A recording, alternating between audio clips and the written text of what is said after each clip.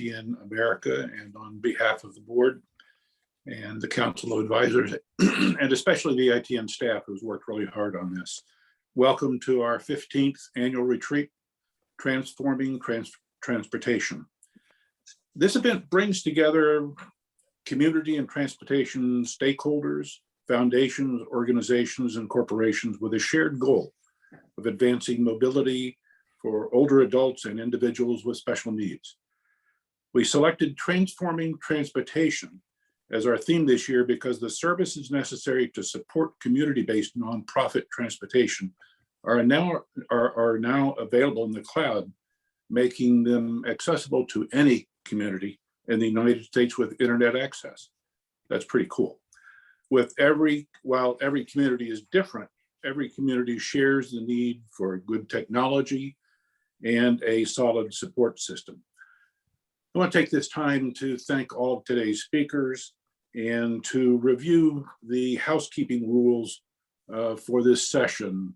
Everyone seems to be familiar with what we're doing in terms of Zoom meetings and webinars and so forth. And so these housekeeping rules shouldn't be terribly new to any one of us. These are our current partners. You just saw the slide go by, but that's okay. Thank you. We have government partners in the Center for Disease Control and Prevention, the FTA, Federal Transit Administration, the U.S. Department of Transportation, in industry, Salesforce, Esri, whom you'll hear from today, Regeneron Pharmaceuticals, and Dirigo Collective, which you'll also hear from today. And then obviously private philanthropy, the Harry and Jeanette Weinberg Foundation, Consumer Technology Association Foundation, and Next 50 Initiative. These are the housekeeping rules. You've seen them before, as I mentioned earlier. You'll be muted during presentations. If you have a question, please enter the question into chat. There'll be a brief Q&A session. And then please complete the evaluation at the end of the event to be entered into a drawing for 2 free Maine lobsters, no matter where you live. Terry Bills is our keynote speaker. Terry is the Global Transportation Industry Director at Esri. He is responsible for all transportation infrastructure segments worldwide. Terry has more than 25 years of experience in transportation, working on planning, policy development, information technology, and geographic information systems. Terry, it's all yours. Take it away. Okay, thank you. Well, let me start by saying it's a great honor and great pleasure actually to be here today and to support the great work of Katherine and of ITNAmerica. So maybe we can go to the next slide if we could, and I'll just a brief sort of introduction about Esri. Many people say we're probably the largest company that you've never heard of. We were actually founded over 52 years ago by Jack Benjamin. Originally, what he really wanted to do was how to apply computer technology, which in those days was newly emerging, to issues of really sort of planning and land use and how to really sort of do a better job managing our resources, if you will, using technology. We've grown to be about $1.5 billion company. We're privately held, which makes it very nice. And the owner really has a much more focused mission to really sort of do good in the world, if you will. And so that's very much our charge, if you will. Next slide. So I'm glad to say we've had probably over a 20-year relationship with ITNAmerica. I inherited the relationship about 18 years ago from my predecessor. So Katherine and I have had a very long run at this. We probably both had fewer gray hairs back in the early days, but we've been very happy to support ITN over the years.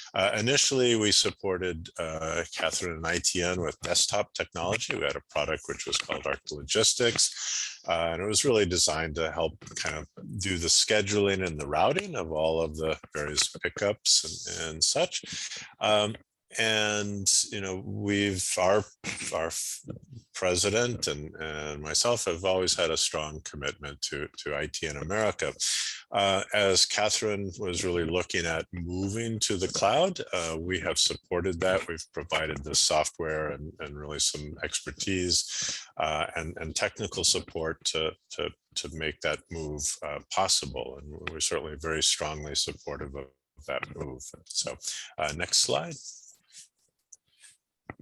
Okay, I really want to start. I mean, I think most of us, sort of take transportation as a given. It's we don't necessarily need to worry about it. Most of us on the call, and we just sort of assume that it's always there. But we sort of sometimes forget really the critical importance of transportation, and it's really sort of central to a whole range of whether it's jobs to housing, healthcare, but it's really fundamental to really our emotional well-being. And in fact, that a study done at Harvard found that transportation is probably the single most substantial factor in the ability to escape poverty. That really just shows how important transportation really is. As a matter of fact, that was sort of recognized recently by the US Department of Transportation when they said that equitable and safe access to transportation is a civil right. And I think that that's really sort of the cornerstone of the current administration's policy with respect to transportation and how to really sort of realize that edict. So if we can go to the next slide.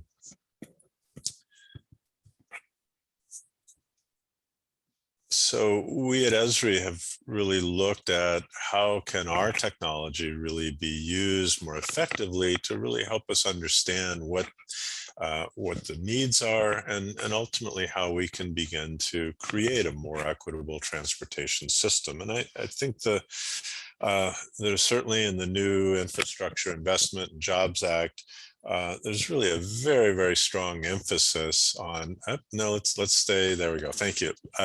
Very strong emphasis on really creating more equitable transportation systems and how do we redress maybe historic and past inequities in transportation.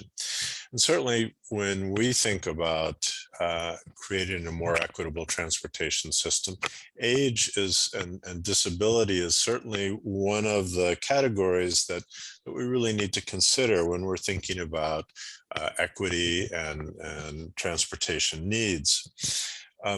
The problem historically has been that the funding formula in Congress has always been 80-20. That is that 80% of the dollars, the transportation bills, go to the highway side and 20% go to transit. Well, back in the 50s, 60s, and 70s, really when we were building our highway systems, that probably made a lot of sense. But subsequently, what that really means is that we're over-investing in our suburbs and we're under-investing in our cities and in our rural areas. And that's really, I think, a glaring deficiency of our current funding formulas, which was still continued in the current bill. And so certainly, I think at some point in time, we're going to have to revisit those formulas. So now if we could go to the next slide. Certainly, we think one of the most significant problems is really in our rural transportation. And for those of you that are interested, you can go to this link, and we really have a series of blogs focused on really kind of the transportation needs, of which rural transportation is really, I think, sort of central. And in some ways, I think for too long, we've really neglected and as I said, underinvested in the rural areas of our country, really to the point where, in essence, we've created large divides in both life chances for families and for individuals.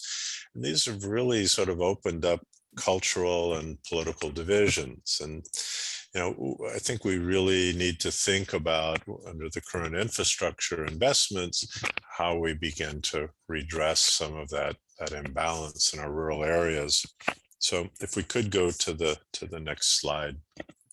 So there are really sort of three areas within the rural transportation that I think are really sort of critical. And one is really the poor infrastructure. So 71% of our public roads are in rural areas, but they are in disproportionately bad shape. Nearly 50% of the country roads and 45% of local bridges are actually rated in poor quality, or they're structurally deficient. And unfortunately, the vast majority of those roads and bridges are not eligible for federal funds under the federal aid highway program. So that means that it's really the counties that are responsible for maintaining this poor infrastructure. And roughly 82% of the nation's structurally deficient bridges are in the rural areas. And those are really sort of critical for people to get around in these rural areas. So certainly infrastructure and our neglect of our rural infrastructure is a major problem. Secondly is really safety. And this one really emerges as a major problem. Rural roads are really some of the most dangerous of the nation's highways. Some of the latest figures back in 2016, while only 19% of the population lived in rural areas, they actually constituted 51% of the total fatalities. So 51% of our fatalities are occurring in our rural areas, and yet they're only house 20% of the population. So really a huge imbalance in terms of the safety of our rural roads. And in fact, the rural fatality rates are more than 2.5 times greater than people who live in cities and the suburbs. And then probably more importantly for today is really the accessibility. And the figures show that roughly about 40% of those that we call transit dependent, that is people who depend on public transport, public transit for their mobility, actually live in rural areas. And yet often there are very few public transit services in these rural areas. So we have more than 1.6 million rural households that do not have access to a car. And 38% of rural residents live in areas with absolutely no public transport. So as a result, people in rural areas often rely on what's called the social economy. That is, that they rely on friends and family and others really to get around. And one study estimated that this really sort of social economy was really accounted for about 30% of non-metro trips. So without reliable transportation options, older adults are really, quite vulnerable to isolation. And if we can go to the next slide. And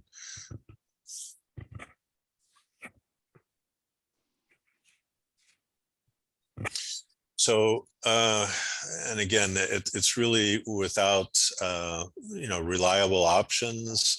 Older adults are particularly vulnerable to isolation, and that really leads to increased risks of morbidity and mortality. And ultimately, whether older adults can remain in place in their homes is really often a function of transportation. And so the quote, and really the older adults' diverse mobility needs present some of the most pressing challenges for rural communities. And I think that's really the case. And again, another great study that focused on kind of the needs in rural communities. And I'd encourage you to take a look at that. So if we can go to the next slide, please. This was actually one of our group. It's called the Central Lina Regional Council, and they had a project which is called Connect Beyond, and many agencies are beginning to use our technology to really sort of assess and look at what are the needs and what are the gaps. And in this particular case, this is really an area between North Carolina and South Carolina, and it's number by 2 states, multiple counties. They really looked at really what are the needs of not only low income but also vulnerable populations, and in this case sort of seniors and disabled, and really identifying the concentration of seniors and disabled, and looking at existing public transport and transit options. And what you really see in this was that there are large areas in the rural areas where there are a large number of seniors and disabled that really have no access to transportation. And so this really is a way of targeting and really understanding what the gaps are, and understanding where investments and where programs are needed. So if we can go to the next slide. So another study that was conducted by the University of Minnesota, they have a rural health research center, and just a few quotes really talking about the lack of transportation options in rural areas. And the quote from the state of Virginia, same thing in the case of Georgia. If we can go to the next slide, you'll see a couple of other similar types of quotes. And the quote from Vermont, I'd say the biggest challenge for the populations I serve, the elderly and the disabled, are having transportation routes that accommodate the individual's physical limitations, time restraints, and needs. And I think that really applies across most rural areas. So if we can go to the next slide.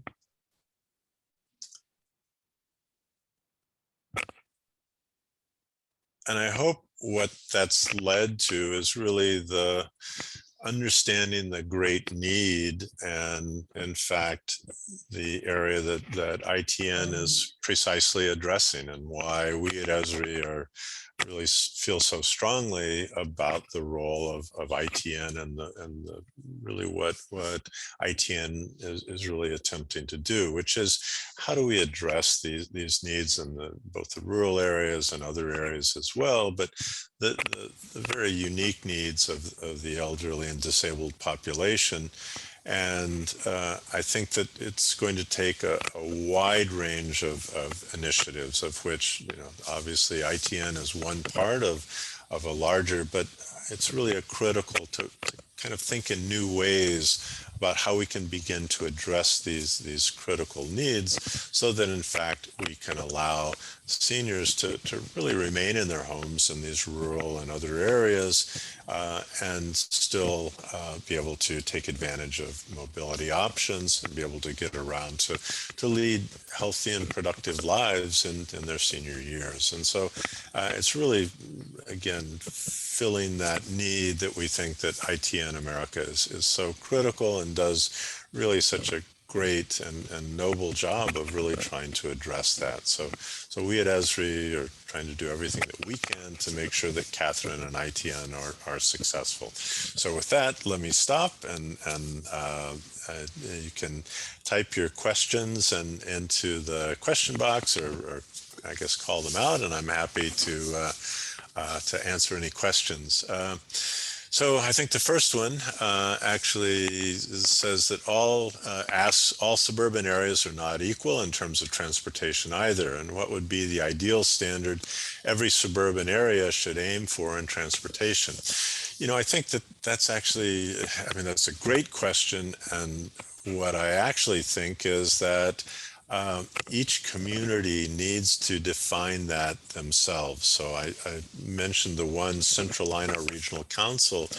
One of the findings of that study was that each community had their own very specific definitions and very specific ways that they wanted to deal with issues in their community. And so I'm not sure that we can have kind of a standard answer. I think each community is actually going to have to answer that for themselves. And I would encourage you, these slides will be available. I encourage you to take a look at not only that website and to understand the work. We've also written a number of articles, both about the Centralina and other agencies that are really trying to look at and address this whole issue of how do we begin to create these more equitable transportation systems? And that's really I mean, if you read the infrastructure bill, which, I have, it's a great bedtime reading, sort of thinking about equity really sort of runs through the entire bill. And I think there's a really strong commitment to really how do we go back to that edict that safe and equitable transportation is a civil right. And I think that's really right. And if we begin with that as the starting point, then I think we make much different types of investments in our transportation systems. So another question is, how is distance being factored into safe and equitable transportation as a civil right? It seems like that number will vary based on density. And I think that's an excellent question. And I think, again, we need to understand the differences between safe and equitable transportation in an urban context and safe and equitable transportation in a rural context. And I think we need to think about how do we provide both in both contexts. And so I think that I think the way that we do it in cities, we probably have a much better handle on. I think that the issue in rural areas is that it's much less studied, much less understood, and I think we need to spend a lot more time understanding these rural needs and how we can more competently and adequately address them, and how do we get to that safe and equitable, irregardless of where you live, whether you live in the city, whether you live in a rural area. That's really the goal. And I think there was very specifically funds set aside for the rural areas in the infrastructure bill. We might say perhaps not enough to meet the need, but at least it's a beginning of a good start. And I think that we need a lot more analysis to really understand, and a lot more creativity, like ITNAmerica, of how we can begin to address these needs. So I think, let's see. If there are no more questions, I want to thank Katherine and ITN for the great work that they are doing. Again, I can't express strongly enough, really kind of our support for the God's work that they are doing. So it was a great pleasure to be here, and thanks for everyone. So.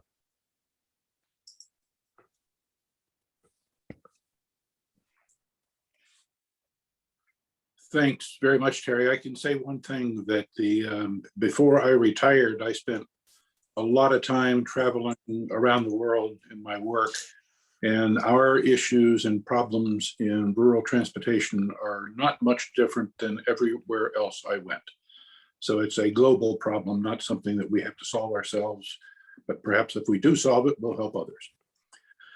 I would like to introduce Katherine Freund, who is the founder and CEO of ITNAmerica.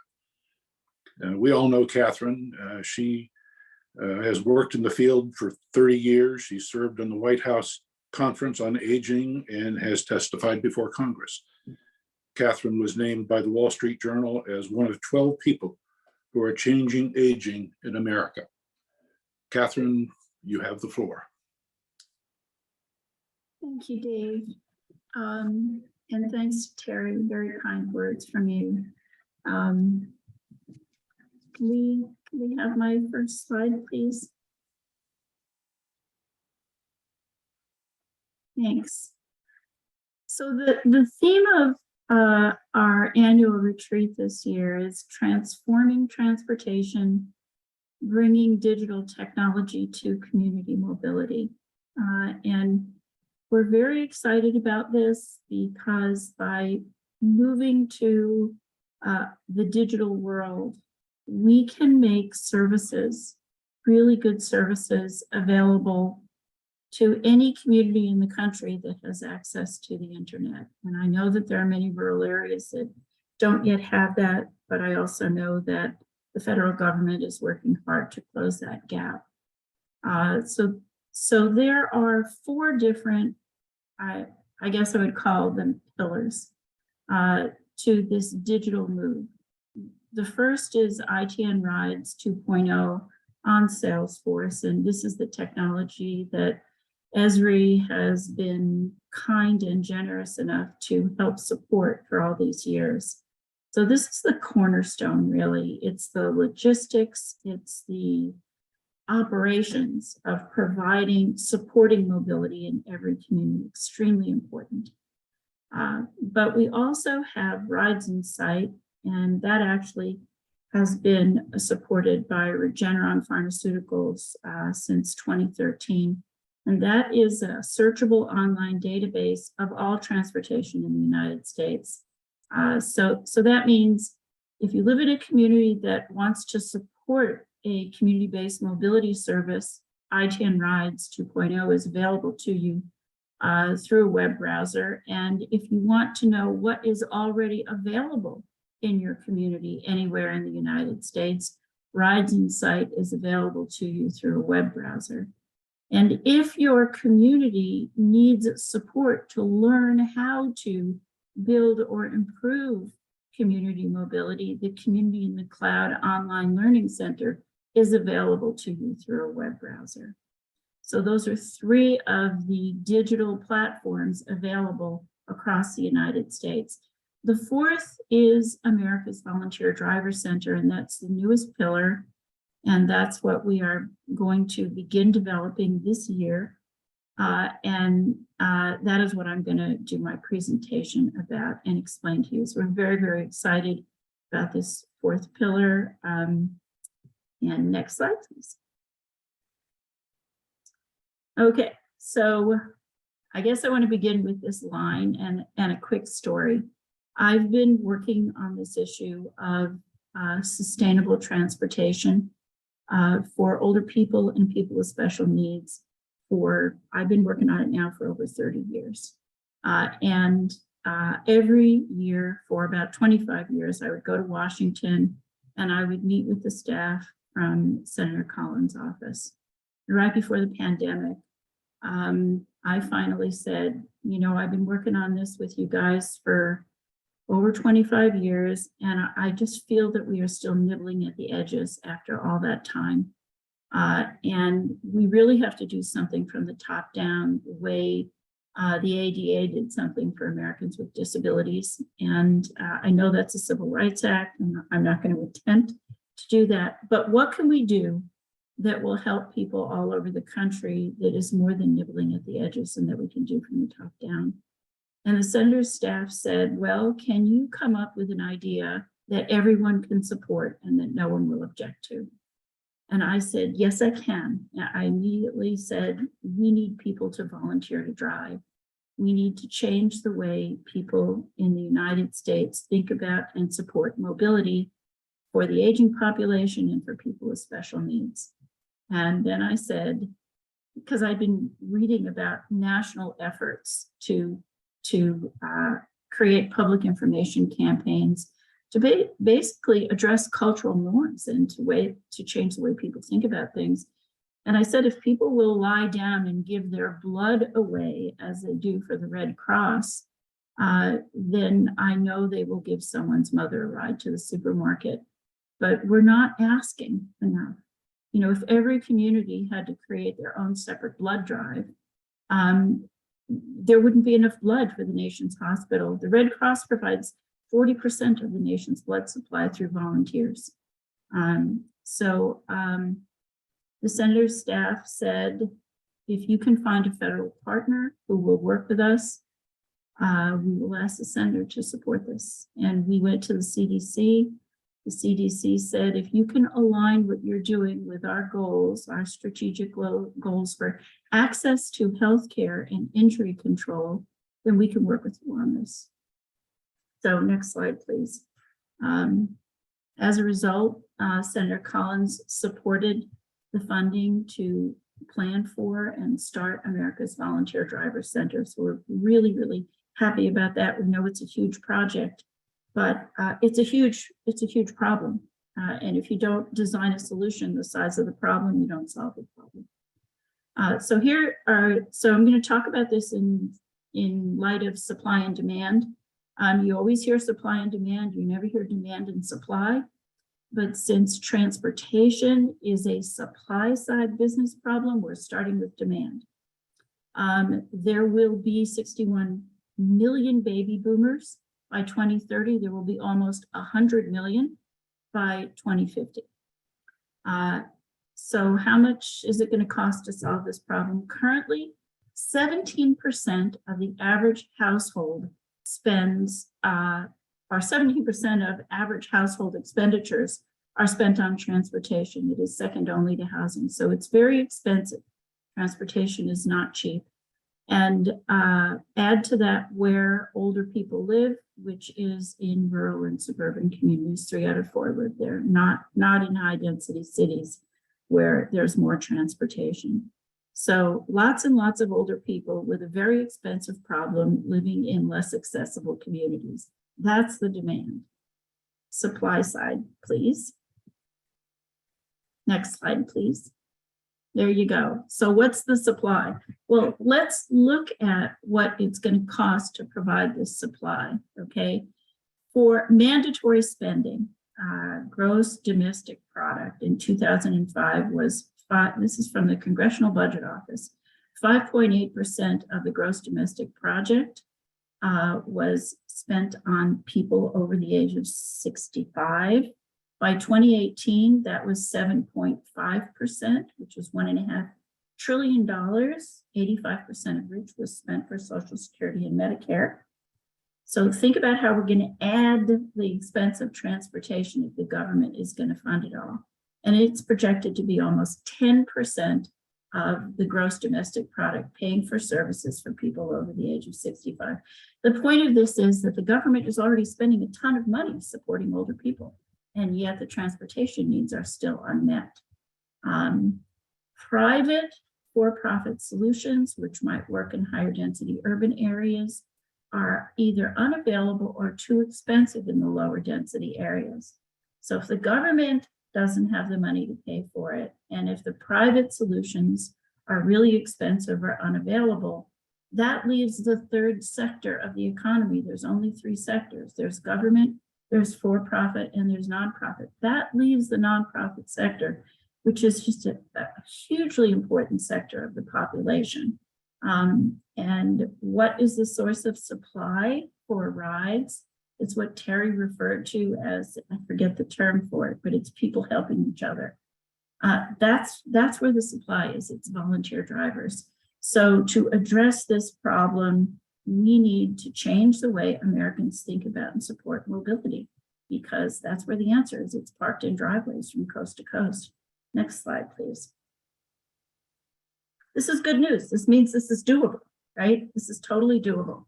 Okay, so America's Volunteer Driver Center, I'm going to talk about the 4 different parts of that plan. First, we're going to do an environmental scan. Then we're going to do a technology plan. Then we're going to organize a leadership roundtable. And then we're going to provide a report to the secretary. Next slide. Those are 2 volunteers actually out in Missouri, a husband and wife team. Next slide, please. And these are people in Southern Delaware in this picture.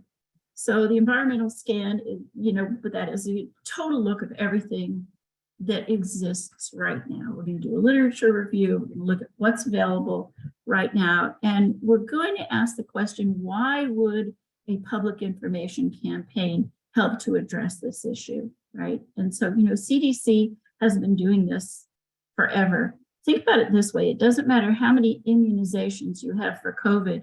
If we didn't have an immunization, public information campaign to tell people about them, it wouldn't solve the problem. So you need not only to provide the rides, you need to talk to everybody about this and how they can participate in it. So there are health and safety issues that must be addressed. We're going to review other public information campaigns: COVID, quit smoking, buckle up your seatbelt, stop taking drugs. Think about all the different campaigns that happen. And we're going to study the methods. We're going to look at how successful they were. We're going to look at how much they cost. And in the environmental scan, we're also going to look at the critical public policy issues, because public policy guides resources. Next slide, please. Next is the technology plan. So, going back to what we said about making everything digital, we're going to build a website and we're going to build portals so that anybody in the United States can volunteer to drive. And we're going to build a portal for all the community transportation services and all the communities that need services. And we're going to find a good constructive way to match those up. It seems really simple when you say it, but sort of like simple solutions, like nobody's done this. Nobody's done this. Like, why hasn't anybody done this? Well, we're going to do it. We're going to do it. So we're going to provide screening and services for volunteers, and we're going to provide screening and services for the nonprofit organizations. And this is not just ITN.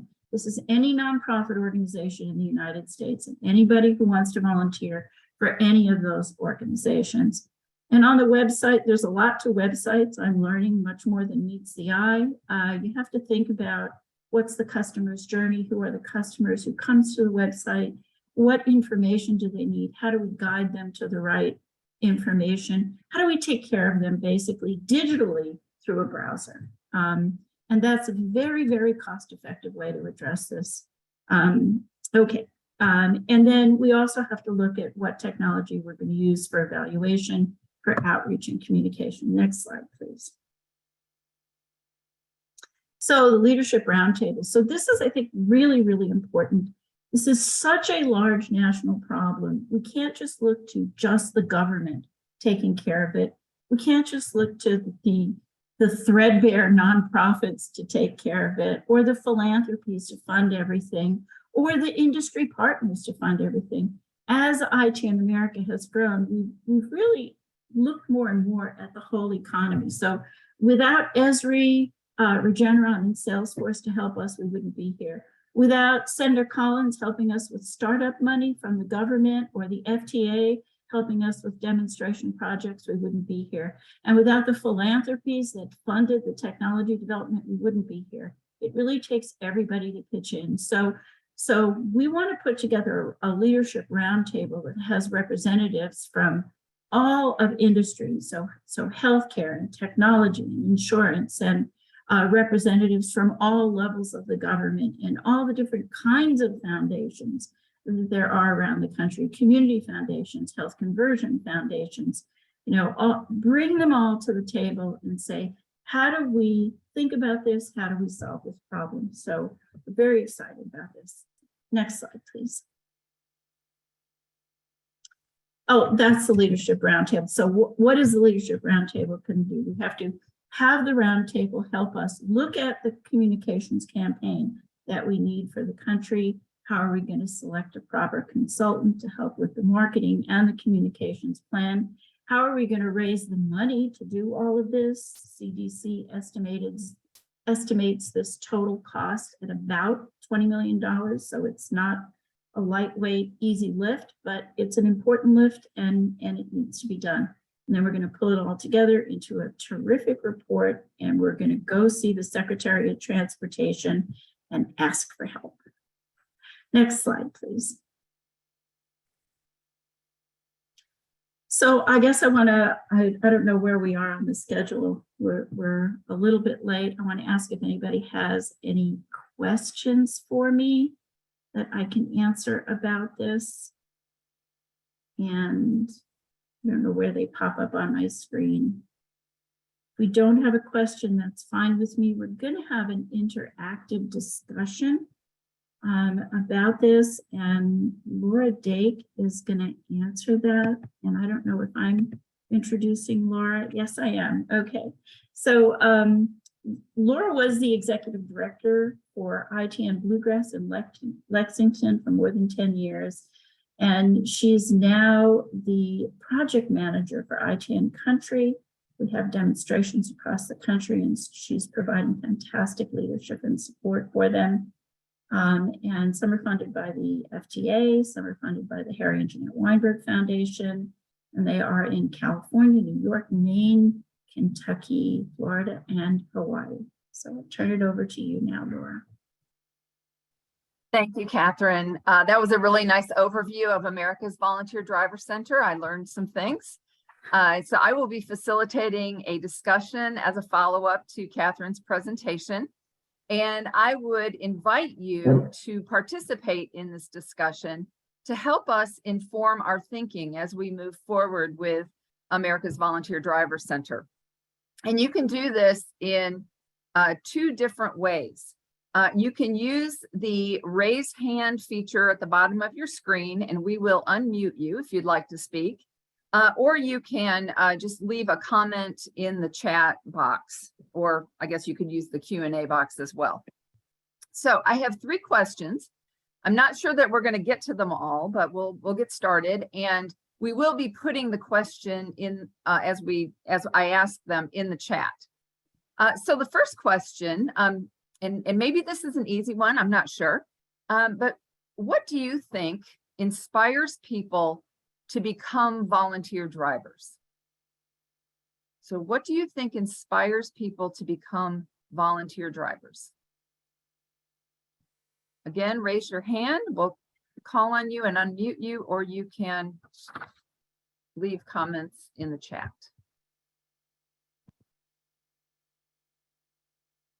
So Laura, it looks like Virginia has her hand raised, so I'm going to allow her to talk. Virginia, go ahead.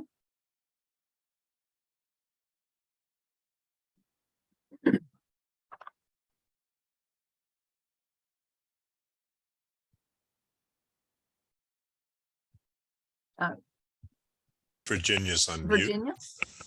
Is Virginia on mute?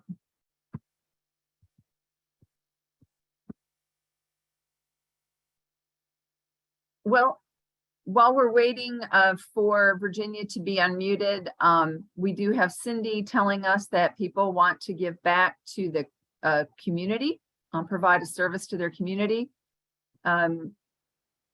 Tracy said having family members, she's having family members who are struggling with transportation, but helping, I think probably helping family members who are struggling with transportation, paying it forward, a sense of community service and altruism, a desire to give back, or a personal experience receiving help and wanting to reciprocate that by giving back. Am I okay now? Yes, we hear Yes, you. there we go. Thank you so much. This is Virginia from ACC Rides Transportation Services in Sacramento, California. Welcome. We received thank you, the ITN grant for about 3 years already. When we started ACC Rides in 2003, we started with volunteers. And one of the reasons that the volunteer really helped us is because they would like to get back to the community that had helped him when they needed help. I have about 87 volunteers, but when the pandemic hit, most of them stopped driving and helping us. Now I have about 8 volunteers starting to help us again. So it's more like their personal choices, the things that they received before, the help that they have received before, they're giving back to it. Wonderful. Thank you. Thank you for sharing that. So certainly giving back to the community. We have a gentleman who wrote in a recent survey of our volunteers, the 2 most cited reasons were following a religious imperative and giving back.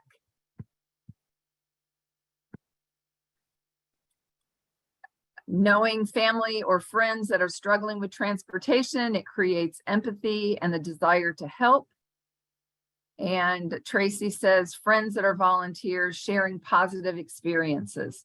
So you might hear from somebody, word of mouth, hear from somebody who's enjoying their volunteer experience, and you to decide to do that as well.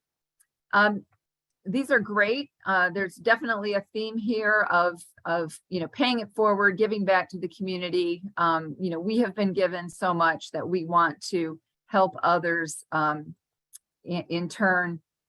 So thank you for. And Laura, sorry, we had one more person with their hand up. It was Okay. I'm Shelley, sorry, can't so see the hands up. that's so. okay. She just put her hand down, but I'm going to allow Shelley to talk if she still has anything to add. So just give us 1 sec. All right, Shelley, are you with us? I am, but can you hear me? Yes. Okay, good. I lowered my hand basically because kind of the comments that I had were sort of covered, but I think for most people, it comes down to something will happen to help them understand the need and to help them understand that that volunteer driving or that driving in general is it's an amazing way to serve the people of your community. And for most people, there's something that happens that makes them understand the depth of need that makes them want to do what they do. Absolutely. Thank you, Shelley. Wonderful. Thank you. Thank you, Shelley. All right.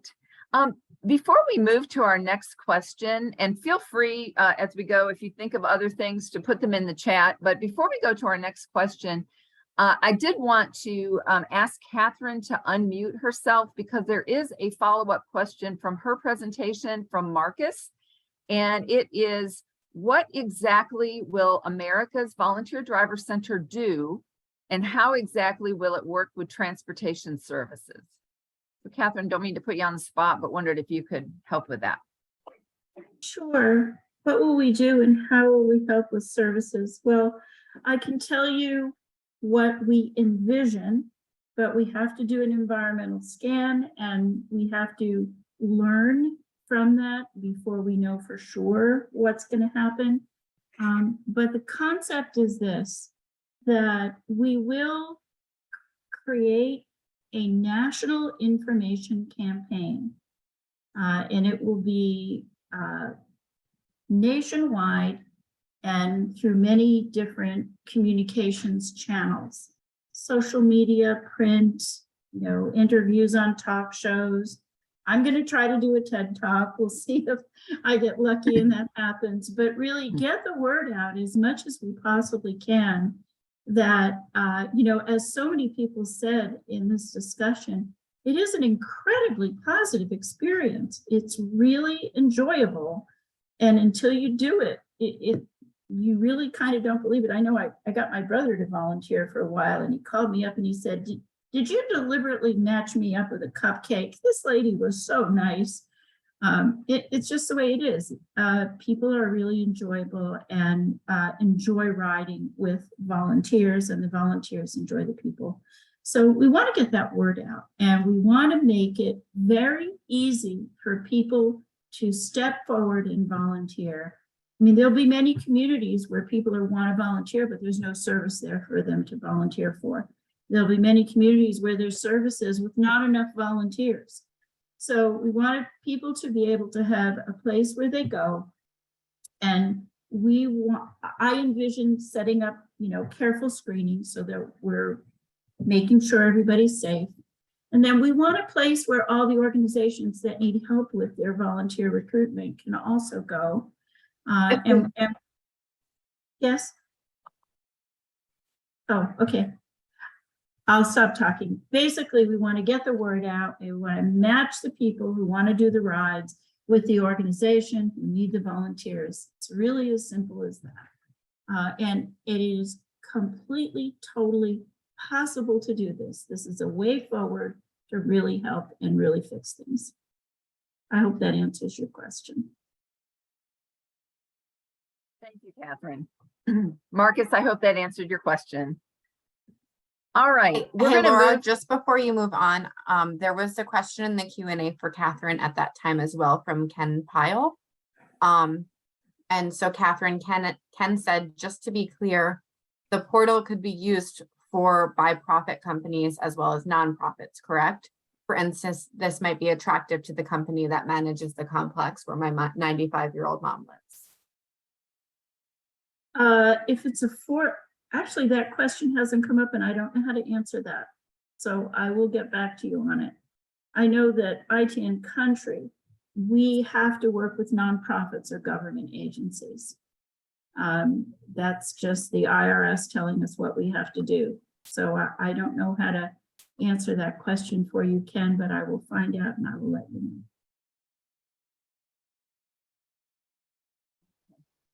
Thank you, Allie, for monitoring the Q&A section for me as well. Yes.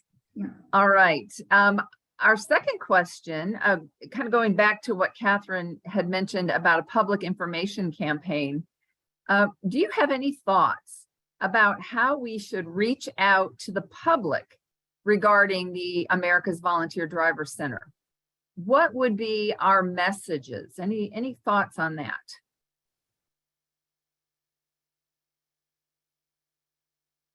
And again, you can raise your hand and we can unmute you if you would like to speak, or you can put your comments in the chat.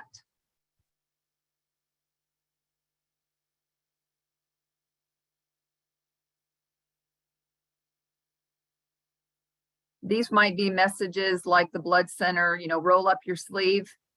That's taken, so we wouldn't say that. Roll up your sleeves and put your hands on the steering wheel. Any thoughts? Okay, we've got a couple here. Volunteer for your health. Yes, we do know that volunteers are healthier. That's a good one. Somebody is suggesting social media advertising messages.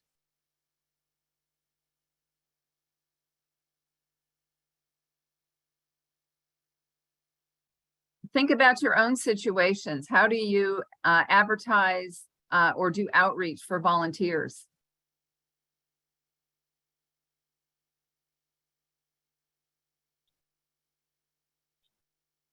I guess I can unmute myself. This is Sure. Virginia. Is this Virginia? Sure. Yes, it is. Yes, it is. I think the best way that we are able to recruit volunteers is word of mouth. If one volunteer had a great experience as a volunteer, it doesn't take a long time for them to recruit their friends. Most of our volunteers are golfers,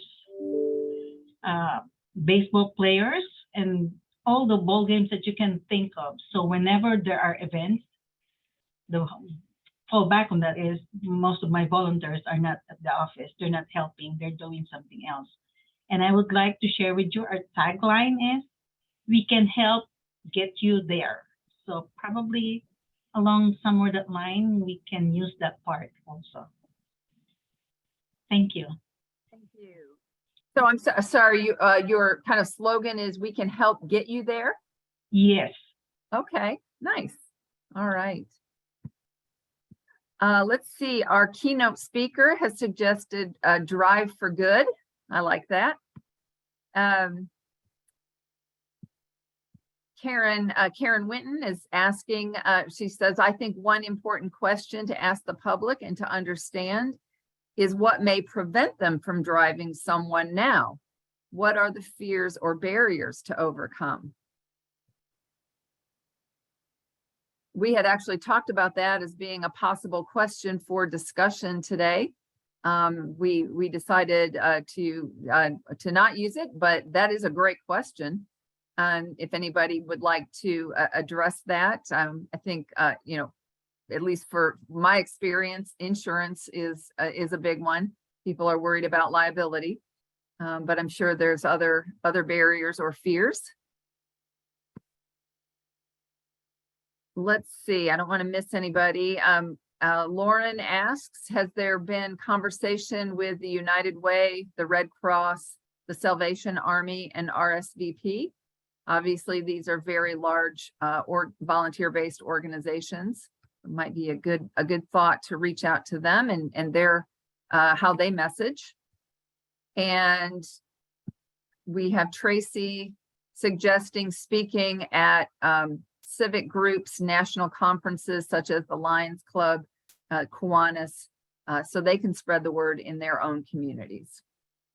Again, large civic organizations that are run by volunteers. Laura, this is Dave Milton. Do we know Yeah. where AARP stands on all of this? On volunteer drivers? Yeah, Well, I know that they encourage it for sure. And I know AARP has done a look at the policies, the driving policies related to volunteers in the 50 states. You know, the states are all very different as far as insurance requirements go, and they have done a study on that. But it's been maybe just 3 or 4 years. I think it's a fairly new, I think they keep it updated. Katherine, do you want to say anything more about AARP? Sure. Am I unmuted? Yeah, AARP is very supportive of volunteer drivers. You know, the study that Laura's talking about is very important. It looked at one of the most important barriers, which is concerns about insurance.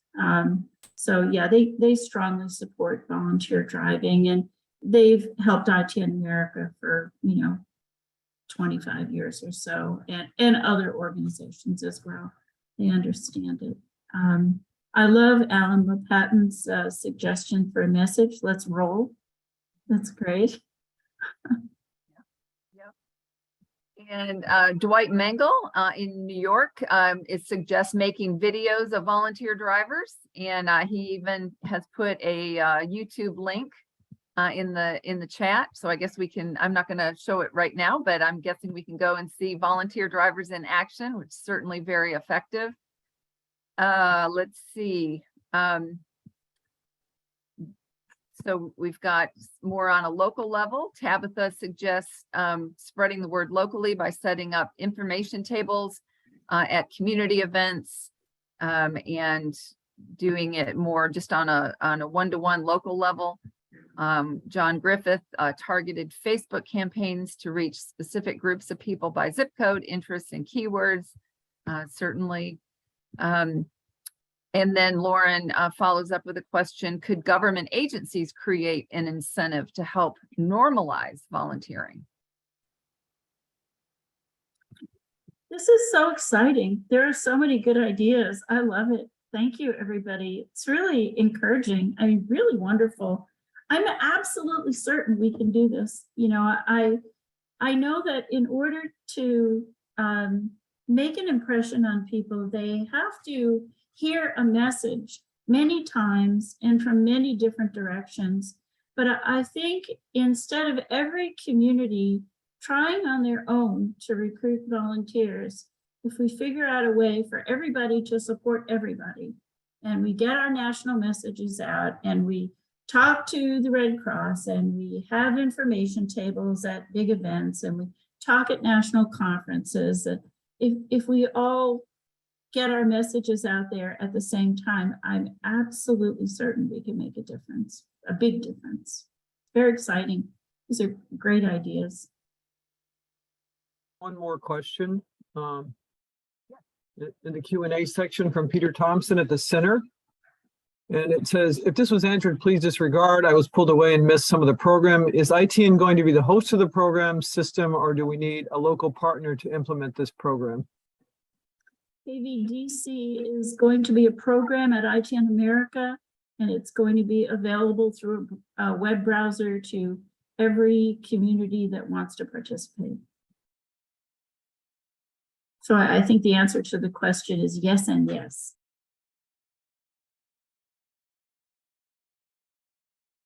Katherine, I have a question for you. Is the America's Volunteer Driver Center going to be something like a clearinghouse? I guess you could call it that, a clearinghouse, or we're going to facilitate this for others, right? We're not, we're going to, clearinghouse is a great way to put it. Yeah. And Katherine, another Q&A came in, and it's directed at you. It's from Tracy Harris. And Tracy said, Katherine, Will there be any focus on getting nonprofits to establish volunteer driver programs? We've tried here, but insurance and liability is the #1 reason agencies are not interested. You know, I don't, so yeah, we'll help communities with those issues. Those are issues that can be overcome. I'd be And interested to know what state Tracy is in.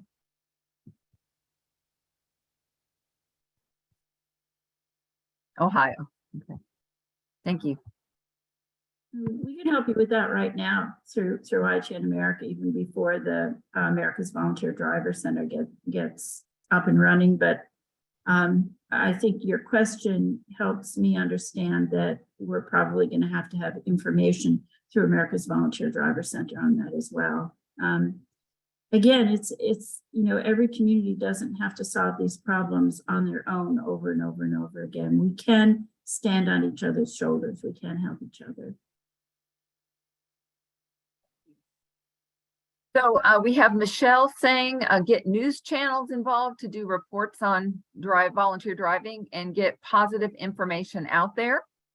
And Matthew Levine says, work with nonprofits that represent mobility compromised populations.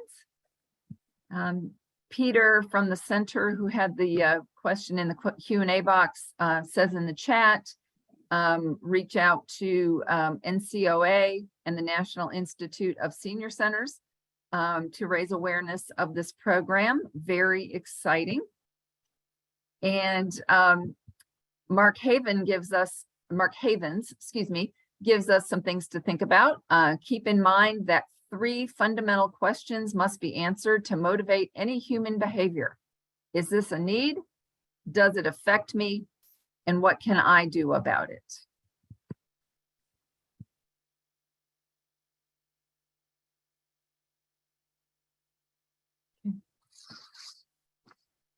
All right, anybody with their hand up?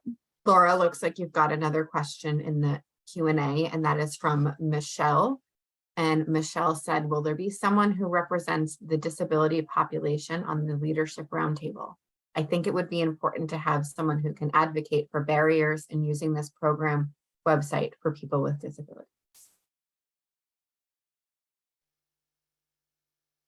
Certainly, and that is actually one of our last questions. We have 3 questions, but that was our 4th question, and that would fit in really well with that. And that question is, thinking realistically, who from government, industry, philanthropy, or the nonprofit world should be involved in America's Volunteer Driver Center's development?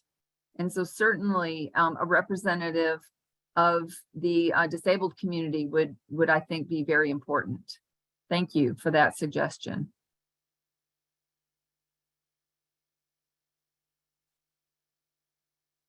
So that question is there if anybody would like to answer that. So thinking realistically, who from those different sectors should be involved in AVDC's development?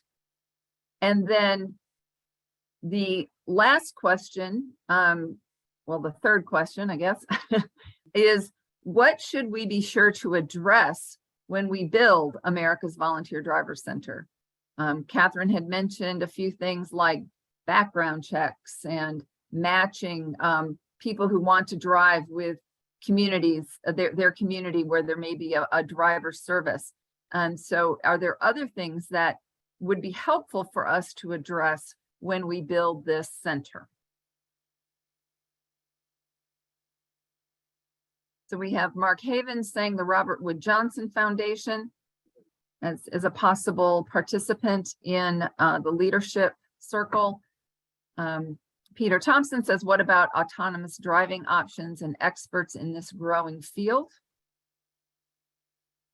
as possible participants in the center's development?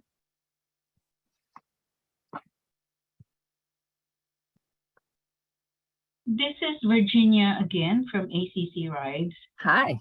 Hi. The last question is, what should we be sure to address when we build AVDC? I think the most important part is the insurance portion. with ACC rides, all of our volunteers are included in our policy. So it gives them an idea that, okay, if something happens or there is any incident, it will not affect my insurance. So I think the best, one of the number one I think about is the insurance portion of this volunteerism. Right.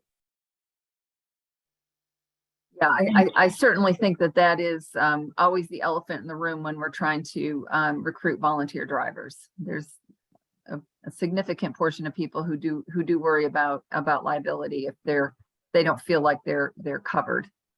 That's great thought.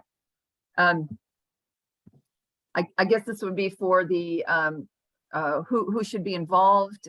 Alan says AmeriCorps and AmeriCorps seniors for publicity, as well as involvement in development. Lauren says NIH coordinators, AmeriCorps seniors, and the FTA. We have Beth saying reach out to RSVP programs. This is regarding, looks like insurance. We already provide the insurance coverage and some can pay mileage reimbursement.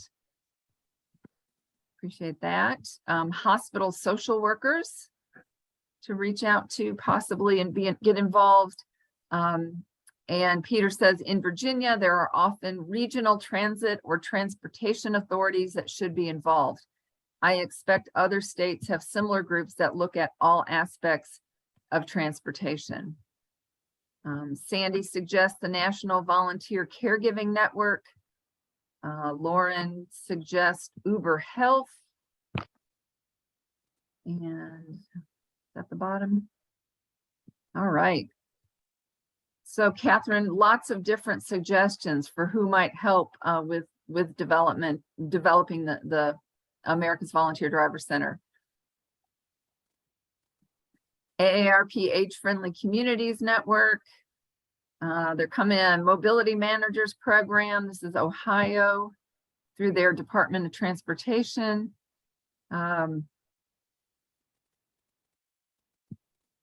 Marcus is suggesting this is for addressing what should we address when we build America's Volunteer Driver Center. He says when recruiting volunteers, please let us know if the volunteers are willing to offer additional services or assets necessary to operate our organization. Maybe if it was an open-ended question to volunteers, what else can you add? So in addition to driving, what are some other volunteer services these people can offer? That's a great suggestion. Thank you. Yep, it is. And looks like Tommy has also added that area agencies on aging should be included. Okay, thank you. I missed that one, I think. They were coming in fast and furious there and I missed it. All right. And then the CTAA is the last comment that I see. Okay. Would anybody like to say anything, raise their hand, talk to us a little bit, or we continue to read what you put in the chats? Laura, this is Dave Melton again. Yes. Should include the Insurance Institute for Highway Safety as a potential member of the roundtable, given that insurance is such a controversial issue. So the Insurance Institute for Highway Safety. Yeah. Thank you.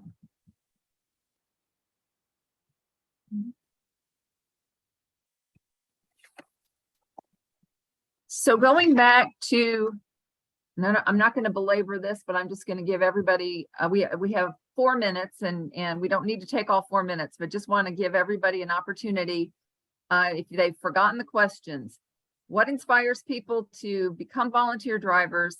How should we reach out to the public regarding AVDC and what are our messages? What should we be sure to address when we build the driver center?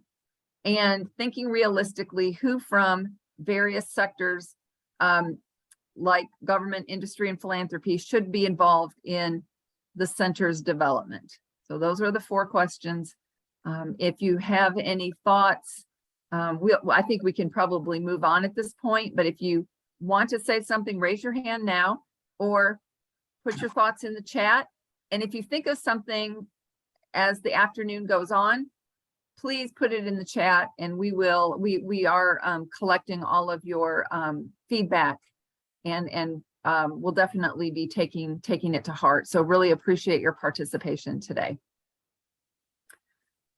And I think I'm going to turn it over now to Dave. Thanks, Laura. Thank you. I'd like to introduce Dave Gogel, who is the president of Dirigo Collective. Dirigo Collective is a certified B Corporation. I had to look that up. That leverages storytelling and media strategy to mobilize audiences to action. Dirigo Collective works with consumer brands, healthcare organizations, and nonprofits who want to use their platform to create a positive impact. And in addition to his role at Dirigo, David is passionate about community resiliency and place-based economic development. David, take it away, please. Thanks, Dave. I appreciate it. You know, when preparing for this conversation, I was reflecting back on when I first started to get to know ITNAmerica, Katherine, and the rest of the team. And when I originally read the request for support and trying to figure out whether or not my organization was a good fit, I was just struck with how the need report that was shared in the document was like the lived experience of my life. I live in a rural county seat that struggles with transportation. We have an aging population that's getting pushed further and further out and struggling to access those services that they've relied on their whole life. My mother lives in a rural community 2 states away where I'm not able to support her. She lives alone and is starting to get to a place where she's struggling to drive. And I've dealt with many loved ones and family members that have really been challenged when it comes to mobility as they aged. Understanding that this is just one personal kind of viewpoint, I started to talk to friends and family, as we often do when we think about taking on an engagement, and trying to understand how are they seeing this challenge, and are we the right fit for any engagement. And I knew how important this work was with ITNAmerica, and I wanted to make sure that we were the right fit before throwing our hat in. And what I learned was that most people I talked to were passively aware of this issue. This was not a surprise to them. For many of them, it was their lived experience as well. But what struck me was that of everybody I spoke to, nobody was helping. Al, if you want to jump to the slide here. And this is the core of the challenge, right? If so many people care and people are aware of this issue, why aren't more people helping? We talked, earlier in this conversation around the challenge around recruiting volunteers and how do we get people to volunteer to drive. There was a lot of work that we needed to do with ITNAmerica, but this core issue here of, okay, people are aware. This is the lived experience of so many people. This is emotional for so many people, but we do not have enough people volunteering to help. And this, this is not unique. This is the core of the value action gap.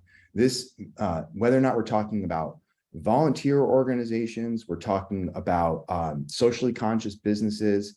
Dave had mentioned B Corps. We're very proud to be a certified B Corp. And the B Corp movement is very strong, but most of those businesses would tell you there is a huge gap between people's,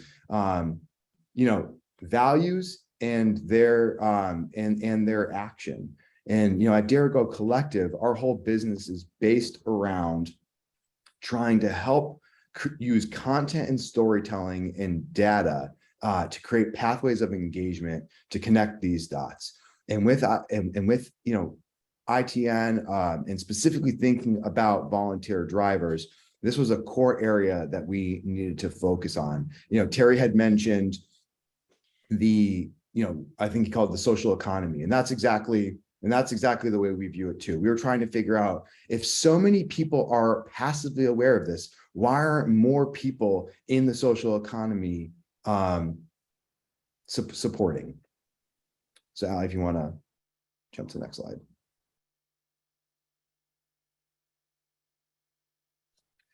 So to start, we had to center our efforts on a clear research objective. We knew that we needed to understand how we could increase engagement around volunteer driving and also identify the variances that existed among different demographics. We were hearing a lot around the type of people that volunteer to drive and what they viewed as important, kind of what their background was. But it was clear we needed to expand the type of people that were willing to volunteer to drive. Go ahead, Allie. When we thought about the discovery process, we wanted to really try and get some clarity here. So we spoke to people that were volunteer drivers and held in-depth interviews to understand their motivations and consideration set. We did a national survey of about 900 people across kind of census disbursement of the United States, which I'm going to talk about a little bit more in a second, to understand what the key drivers for engagement on this issue would be amongst our core audience. We did a deep analysis of audience research, both through like Nielsen and Global Web Index, and really tried to get at how is our audience interacting with content and stories, and how can we use that as a tool to help mobilize them. We also spent a lot of time listening and speaking with people last year at the 14th annual retreat. It's interesting. The struggle to recruit volunteers was a core topic of conversation last year, and it's surfacing again this year, both in questions and in comments. So this really is the center of the work here. And then, as I shared, Dirigo Collective, we sit across a lot of verticals when it comes to closing the value action gap, right? So we work with e-commerce platforms that are trying to mobilize the conscientious consumer. We work with social justice organizations. I know we talked a little bit earlier, there was conversation about blood drives, right? We work with large healthcare organizations, healthcare systems, and kind of work on everything from brand work there, but also how do we get people to donate blood? And what is this? And what is the content and media strategy for a blood drive? And so we talked to impact leaders across all of these spaces to try and understand their perspective on a similar challenge outside of the category. Then, if you want to advance. We kind of further segmented this down to some core sections. We were trying to understand what is the engagement in the category. And by that, I mean just how do people perceive volunteering amongst our core audience? And then we needed to measure how important they believed mobility services are and the likelihood that they would volunteer. And then we wanted to start to introduce some of the volunteer opportunities and the key drivers and measure kind of the value proposition there to see what were those statements, what were the key drivers for someone to volunteer around transportation. You can go ahead, Allie. We learned a lot, and as Katherine and others who have seen the deep research, it's about a 90-minute presentation to go through all of the insights. So I tried to distill it down to some core things, and I'm happy to answer follow-up questions or share any information if people want more. But really, what we learned was that roughly half of the cohort were predisposed to volunteer, and about 28% were open to volunteer driving. 72% of people believe it's very important that older adults have access to local transportation services. And the strongest interest in volunteer driving was coming from people in their early 60s, specifically 62, living in rural neighborhoods. And I don't think that's a coincidence. I know both Terry, Katherine, and others who have spoken have talked about this is just such a clear issue in rural communities. Again, as I shared, I live in rural Maine, and this is a part of everyday life here. And then the big takeaway was all segments across the demographics value that older adults staying independent and the importance of volunteer drivers as a community resource. This was far above all other attributes measured. So what we knew was that, we had some work to do in terms of getting people to that next step, but there was an opportunity in that we knew that sharing how their work would help people stay independent and how they would be viewed as a community resource was going to help be a driver. I want to be mindful of time and keep moving through, but before we do, just to say that we're that 28%. If that feels low, it actually was quite high, because what we were measuring was against all places where somebody could volunteer, from the environment, healthcare, like specifically mobility, transportation, volunteering, for that to come in there at that 28%. That was a very, very impressive number and a big aha for us. Go ahead, Ali.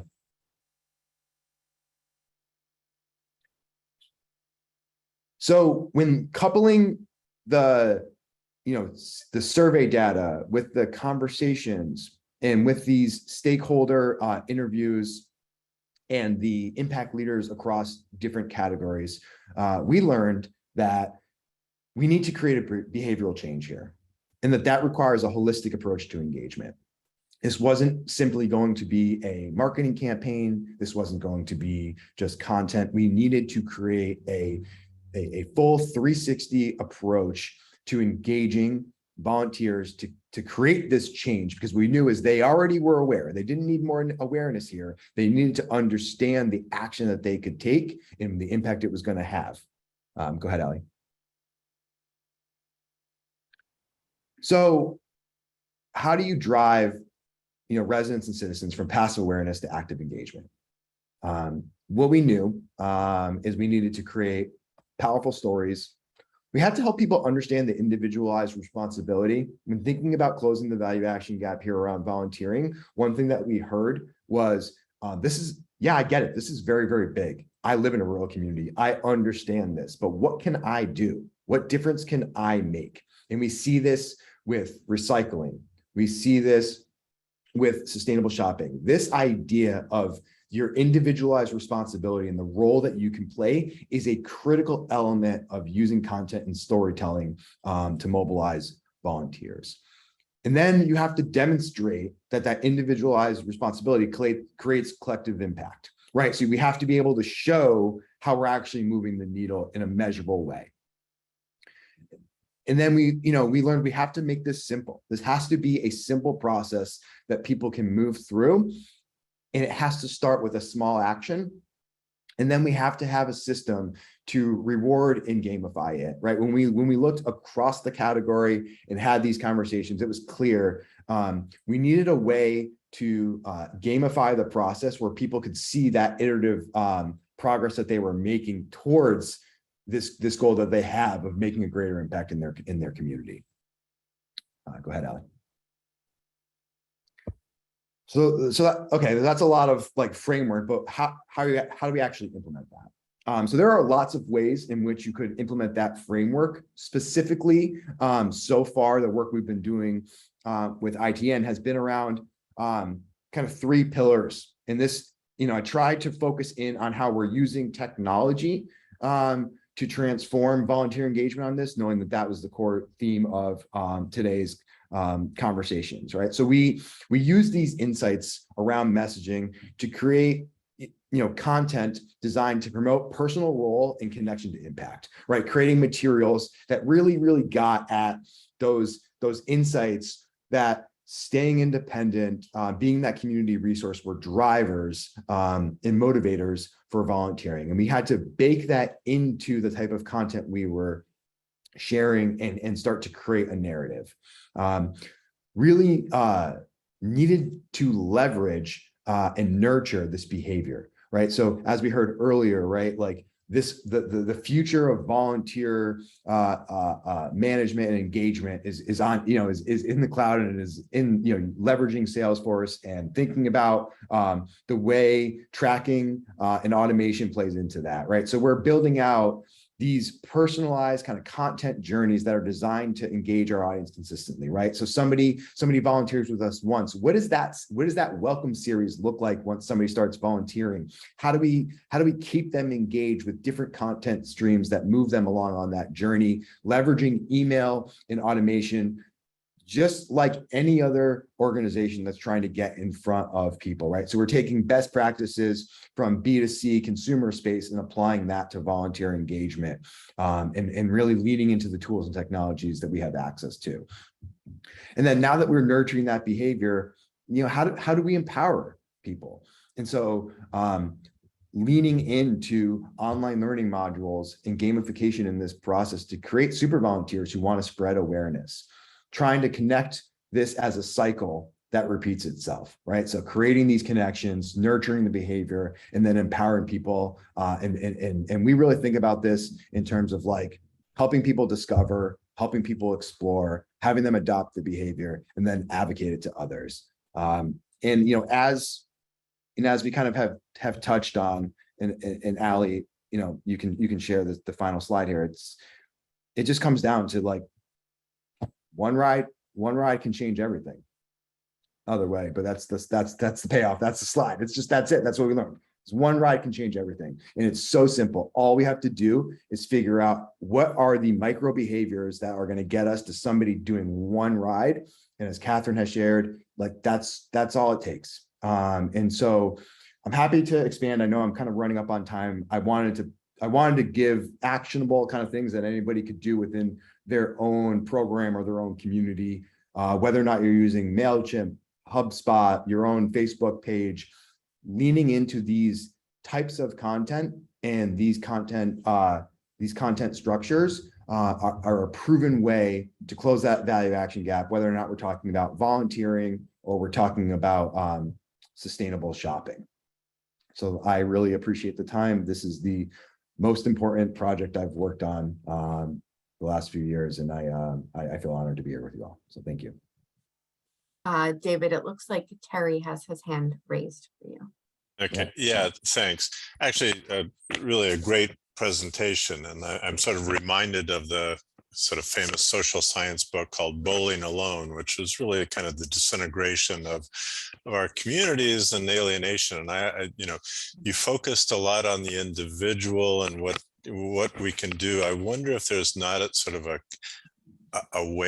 community component of that as well, that how do we get communities to see this type of an initiative as a fundamental part of really the community itself, and a point of pride within the community, that the community is really taking care of the individuals in their community. And so it's really kind of it's the individual, but it's also how do we kind of create that community pressure, if you will. So anyway, but great presentation.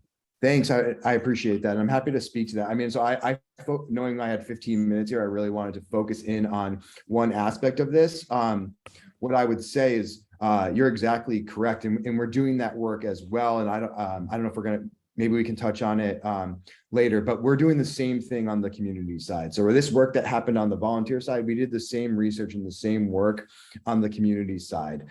So we created these same personas, these same customer journeys, and trying to understand who are these key stakeholders. What does that messaging look like? What is that point of pride? And Katherine and others on the ITN team would kind of be able to share. We talked about being the kind of place that takes care of each other. When I live in a rural community like we shared, and it's like it's a point of pride to say, like, we're the kind of place where people don't have to move away. They can stay here. We take care of each other. This idea of creating social capital in a place that has a lot of social capital and how that builds resilience is critical. And what I would say is we've done that same work on the other side of the coin. The individualized responsibility piece, what we have found is that when trying to mobilize somebody to change their behavior, it's just so much of the focus is on broad awareness, right? And giving somebody one more piece of information to get it outside the category on why they should recycle isn't going to help them recycle.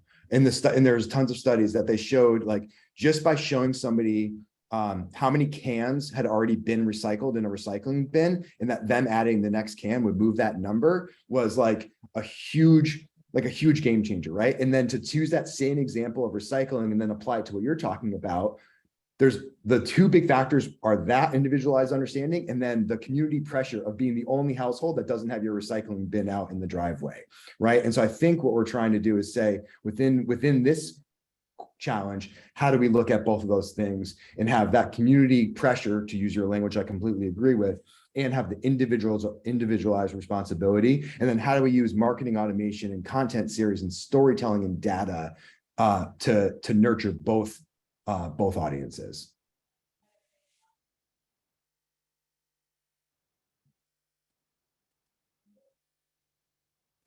I know I'm a little bit over it.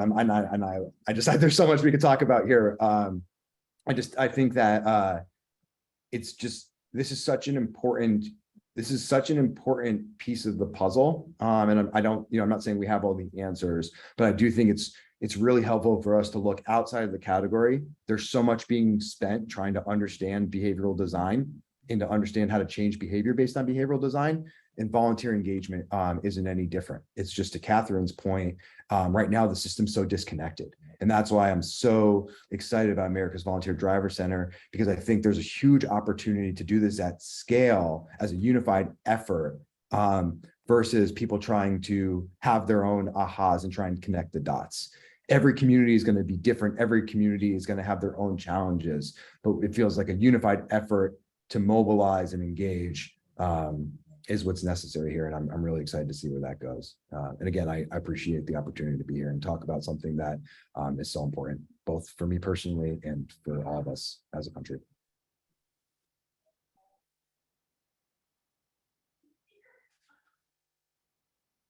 Let's move on. Dave, I really like your passion for what this is all about. Some very interesting thoughts, things to consider, and reasons to continue acting. So very cool. Thank you. Our next speaker is Alan Lopatin, who is the CEO of Trusted Riders. Alan has worked on aging and multi-generational issues for more than 3 decades. And Alan currently serves as a member of the Leadership Council of Aging Organizations and chaired its 2016 Seniors Decide Presidential Forum Task Force.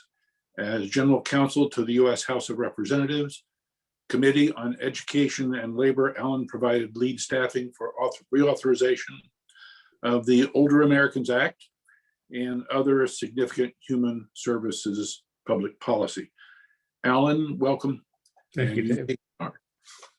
Appreciate it, Dave. Thank you so much. And it's really an honor to be here with y'all. After a career in aging and national service and volunteer programming, it's really, as David just said, family can really identify a need. And to turn a phrase, it's really my mom who proved the necessity for this invention.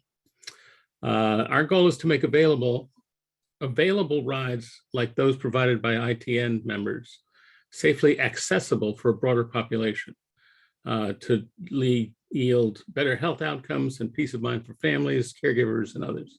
If we could go to the next slide, I'll tell you what it's all about. We launched Trusted Riders with 2 grants from HHS, Community Care Corps grants, in Baltimore and New Haven, Connecticut. And thanks to the intersection of our work, I was introduced to Katherine to be integrated into the ITN world in your cars with your drivers, who could also be trained to be, as we call them, Trusted Rider chaperones. AmeriCorps seniors, with whom we've worked for many years, we've worked closely, and they've funded 3 sites to test the concept in Hawaii, Washington, and Minnesota. Let me tell you something about how it works. Next slide. Under the construct that we've been working with ITN on, ITN will provide the scheduling and data collection platform, and Trusted Riders provides the vetting, training, credentialing, and assisting with the management of chaperones recruited locally. So why the need? let me start at the beginning where I should have probably told the story about my mom. My folks had retired and were living in Connecticut, and I was 300 miles away working in Washington, D.C. And mom had had knee replacement surgery. She had to go back for a follow-up, and I had made 50 trips to Connecticut from Washington over a period of 3 years and realized I couldn't be there at every moment when she had to have a doctor's appointment or to get out of the house. They weren't driving any longer. So I made arrangements with a care manager to help cover that gap. And going back for her knee replacement checkup, my mom called the care manager who said, "Ma'am, I'm not a taxi service. Take the van." So my mom booked the multi-member van unescorted, went to the doctor's appointment, everything turned out fine, but she was anxious to see if the van had come back to get her. She went out in the street. There was construction on the sidewalk in front of the doctor's building next to the hospital. She tripped over some debris. Her prosthetic knee got banged up, infected. Eventually sepsis set in. She lost her leg, suffered dementia, and she was gone. And I said, how hard would it have been to get someone to make sure she got from point A to point B safely, get her settled in the car, get her settled at her door or at home, and then move on. And that's where the concept of trusted riders came from. It's because life is about going places, and it's not just about healthcare. It's about being able to go places at any age. Just because someone needs a little helping hand doesn't mean that should be an insurmountable hurdle. If we could go to the next slide. Trusted Riders extends a standard ride from curb to curb to door to or through door. We answered the dilemma presented by the reality, the fact that doctors will not treat and insurance will not pay for a procedure, an outpatient procedure requiring anesthesia, unless the patient is discharged to the company of responsible adult. Our trusted rider companion acts as the responsible adult, advocate and companion for the patient, getting them safely door to door or more. Now we do have Trusted Rider Plus services for someone who needs someone to stay with them in the hours following an outpatient procedure.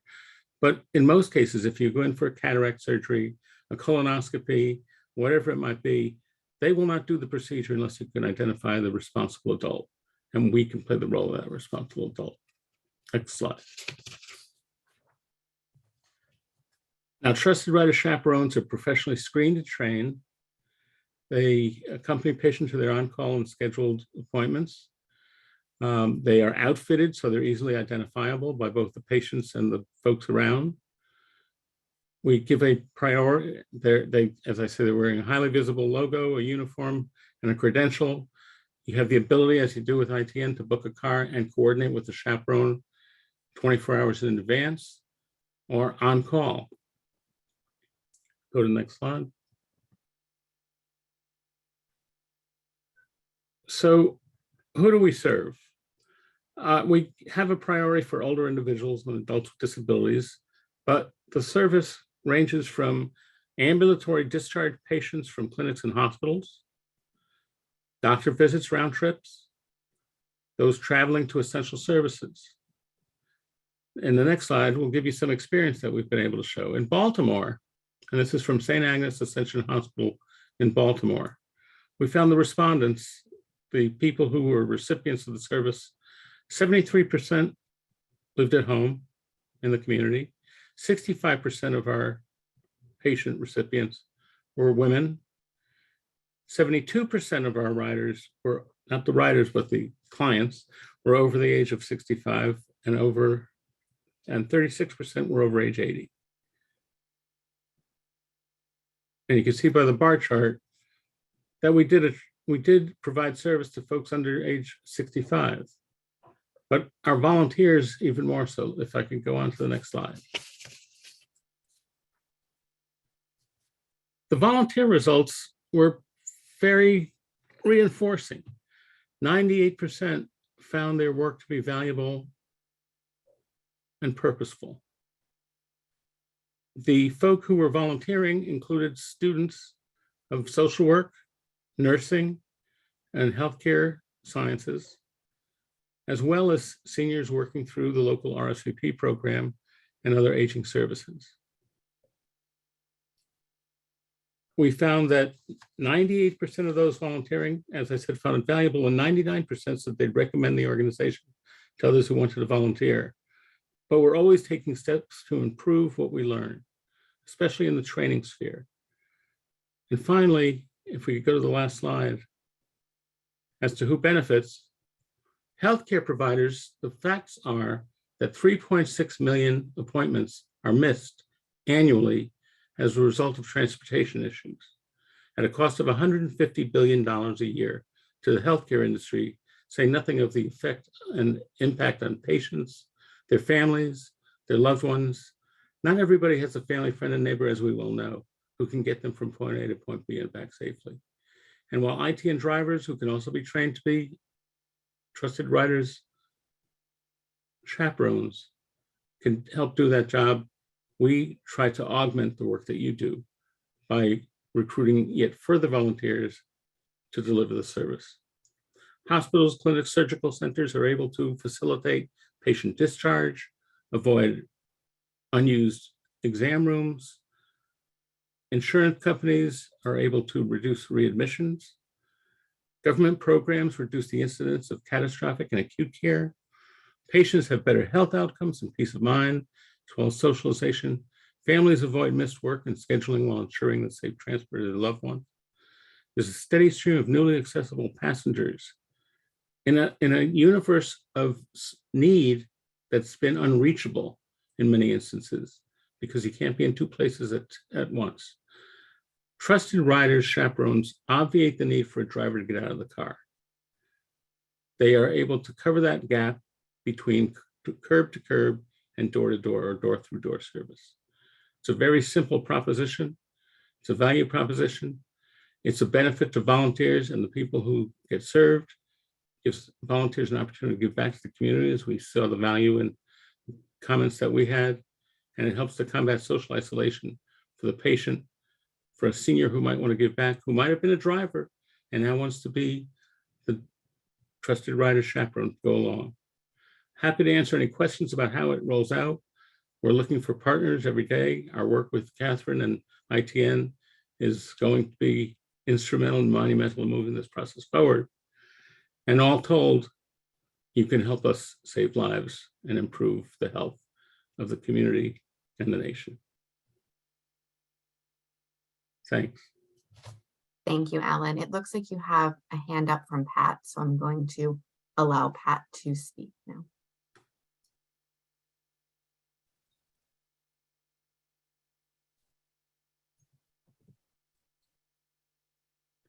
Question? Pat, are you with us? Pat's on mute.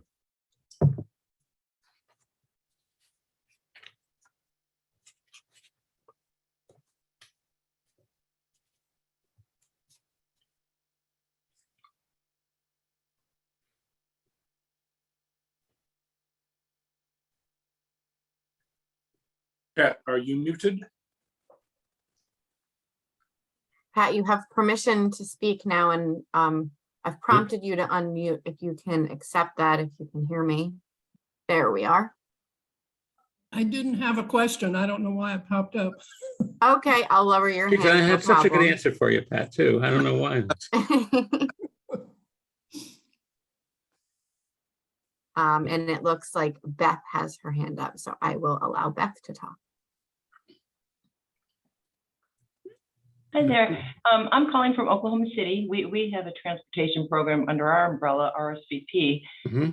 We went from providing 7,000 rides a year pre-pandemic to about 2,100 rides last year. So anyway, we're having some challenges, the same challenges everybody else with volunteer recruitment. I was curious to know about the trusted riders, if there's a fee involved in that for the clients. No, it's provided free of charge. No kidding. And as I say, we prioritize older individuals and adults with disabilities. But the Right. service would be available to anyone in the community. And how were you funded? The first grants, as I mentioned, were Community Care Corps grants out of HHS. It was a demonstration project, had 2 years of funding, both Baltimore and New Haven. Of late, the AmeriCorps Seniors program has funded the 3 grants in Minnesota, Washington State, and Honolulu. And then do you feel like you'll be able to sustain that funding when those grant dollars go away? Well, one of the big outstanding questions is whether this service may well be reimbursable by Medicare Advantage, Medicaid, and private insurance. Okay, okay, And if that's the case, I think we won't have any issue raising the funds that we need to. right. Great job. This is amazing. It's a very, I mean, as I would talk to people about it, I said I felt like the guy who decided to slice the bread. It just seems like such a simple fix. Now, certainly it has better application or easier application in an urban or a suburban setting where you can't double park. You have to park too far away from a building to get a patient and cross that gap.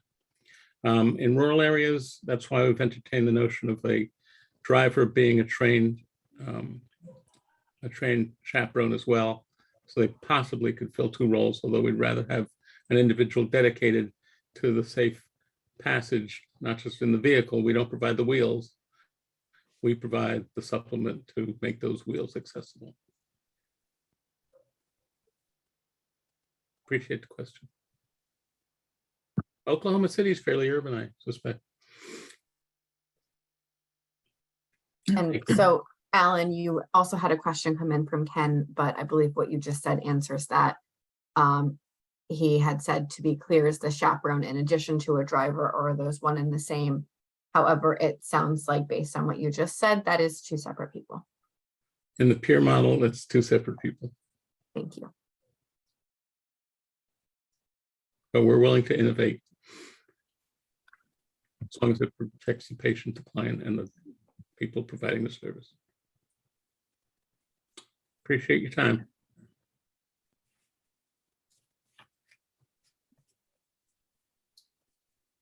Alan, what kind of training do you give the chaperones briefly? We have an online training module that covers quite a bit of territory, everything from support animals to the physical movement of people from point A to point B, assistance with walkers and wheelchairs, as well as navigating hospital campuses. At St. Agnes in Baltimore, 8 separate disciplines, 8 separate clinics, all fed in for the need, whether it was their colonoscopies and endoscopies, their ophthalmology, their eye doctors, but they were able to move across campus that way.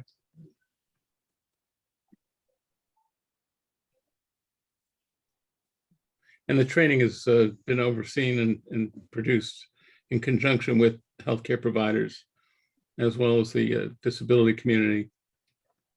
And what are the age of your volunteers? Well, they range from 21 to no limit over 65. As I say, the models have been different based on local assets and opportunities. St. Agnes was able to take advantage of some of the higher education institutions around. Since they weren't providing drivers per se, they were providing supplements to the driver. It was used as the practicum for the nursing program at one of the local colleges. So they were able to put in their time and get their college credit for it. Connecticut was an area agency on aging, still is. They've kept it up with other funding, both sites. But ages range from college age to late working retirees. May I ask one more question? Sure. We're very concerned about the younger volunteers. We only accept volunteers age 55 and older, but that's a mandate from our funder. But we also receive United Way funding, and we probably would be able to open the opportunity for people under the age of 55 to serve as volunteer drivers. But I've been very reluctant to. Everyone says, go hit up the colleges. You're right. Oklahoma City is not rural. We've got plenty of resources. Can you give me just in a nutshell how you feel about the younger volunteer drivers? Are they? It's interesting. I happen to have the Baltimore numbers here. They were on a separate slide that didn't make it into the final cut, but 45% were between ages 18 and 34. Wow. Now, wait. It's because it was a community care corps grant that didn't have an age limitation. I've been working with senior corps programs for a number of years, and they're all age 55 and over. Right. And these new 3 grants, obviously, that's where they have to draw the pool of volunteers from. But what Baltimore was able to do, and even Connecticut, because it was an HHS grant as opposed to the age limit on a senior corps grant, it provided, Baltimore used it as a good wedge to be able to get credit for unpaid volunteers. More successful than Connecticut was able to, possibly because of the oversight that the students were getting back on campus. But yes, I'm happy to get you more information about younger volunteers in Baltimore. Thank you. Sure. And feel free to go to our site, trustedwriters.org, for more information and contact. There we go. Thanks. So Alan, you do have one other question that came into the chat and someone else with their hand up. So if you want, we can move on out of respect for time. So Ken said, how do you handle the need for special vehicles for those in wheelchairs? Well, that's dependent upon, what's available. We do try to make it accessible through any vehicle. The construct of the original premise was that these patients are ambulatory per se, but we don't want to turn anyone away. And we'll make every effort to find a wheelchair accessible vehicle or whatever mode of transportation. And the chaperone is there to help assist. And it may well be that the chaperone and the driver together might be able to provide better than one could do. And if you just, with last slide, I think we have one more slide just for future reference, and I'm sure you'll get a copy of these slides for your own, so you could take the time to read the small print on the next slide. But it has background on the folk that are part of the team, including former directors of Senior Corps and a colleague of mine with a history and movement. And then you just have, Linda has her hand up, so I will allow her to talk. Thank you so much. This is an area that I have great interest in. We run a small volunteer transportation program in the state of Washington, in a fairly urban area. Used to be, however, we are public transportation challenged in our part of the county. I'm just very, I think we've had questions from some other things about how insurance, if there's a special insurance that works. Look forward to learning more about how this could be incorporated. I see this as, I'd love to see us be able to strategically plan to include this type of service into our volunteer transportation program. I'm just very excited to hear about this. Great, happy to work with you. I'll tell you, on the insurance side, because we're not providing the wheels, the insurance has been very reasonable. Much as the senior companion program under Senior Corps and AmeriCorps seniors has a negligible premium. It's certainly been exposure, and certainly our clients are more vulnerable than the average population because they're going in for a procedure or exam or whatever it might be, health related in most instances. But happy to work with you on that. It's one of the possibilities. I'm very interested to hear. Thank you. Thanks, Linda.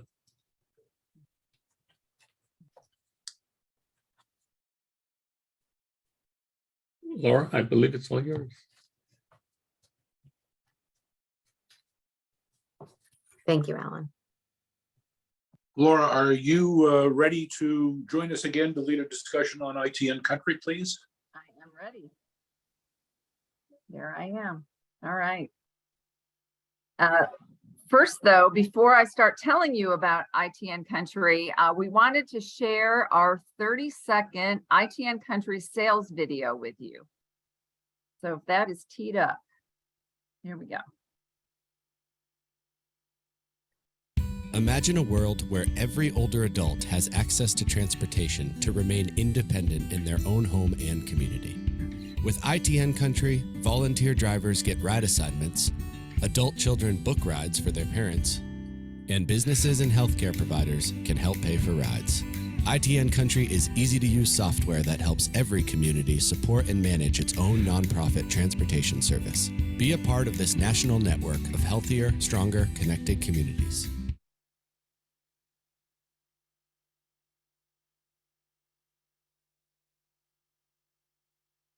Okay, thank you, Alan. If you want to move to the next slide, thank you. All right. We hope you like the video starring some folks in Portland, Maine. And anyone on this call who's interested in filming a movie in Portland, you can know where to go to find some good extras. So I am pleased with this opportunity to tell you more about ITNCountry. You may remember the slide from earlier today that showed a map of the United States with lines on it connecting groups of people from all over the country. I love that concept.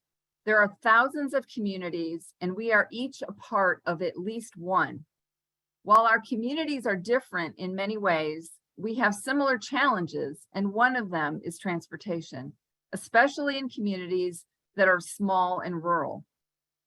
ITNCountry, through its technology and other features, helps participating communities design what works for them to meet their residents' mobility needs while connecting them to other communities with training, support, and best practices.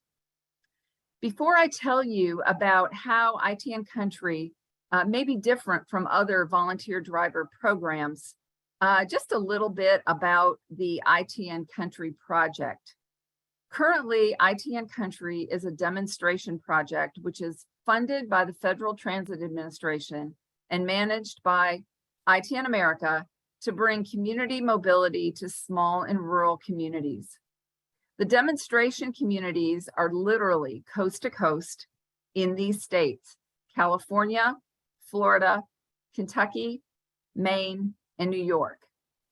The island of Oahu in Hawaii is the site of a demonstration project also, but is fueled by a different source other than the FTA. Most of these communities in these states have begun using our new ride scheduling software called ITN Rides 2.0, and they're giving rides. For example, the community that I live in, Woodford County, Kentucky, is the site of a demonstration project with a service called Woodford Wheels. Woodford Wheels has given nearly 230 rides since mid-June. Even though ITNCountry is still a demonstration project, we have started to roll it out to other interested communities since the software has launched and the online learning center is mostly current. Our newest community is Chelmsford, Massachusetts. So looking at the slide here, what is the ITNCountry model? You can see from the bullet points that it is affordable.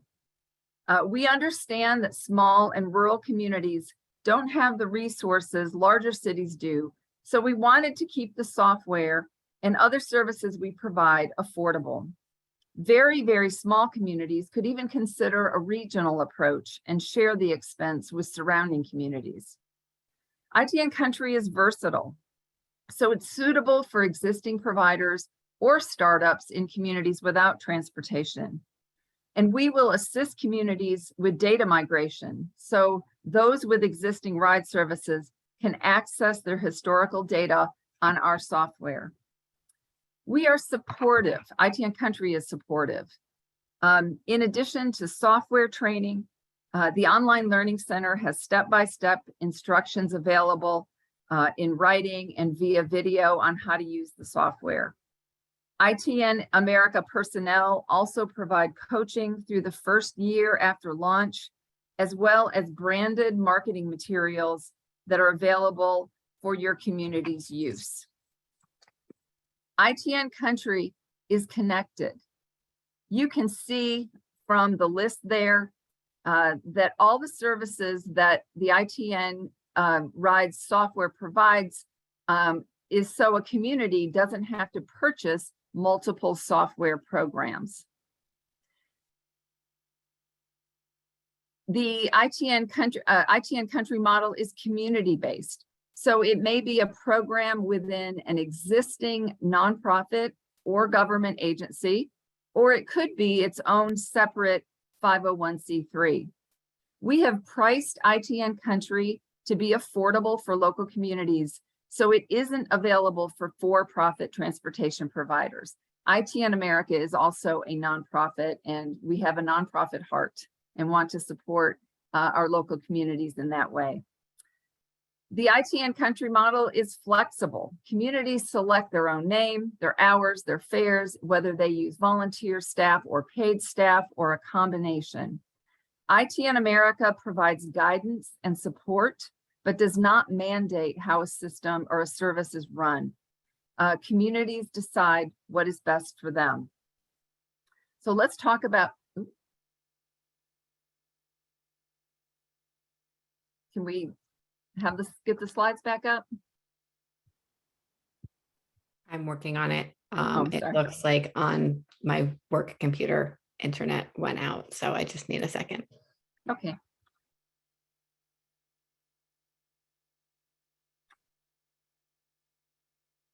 Catherine, I feel like this is normally where you start singing. You're not going to sing?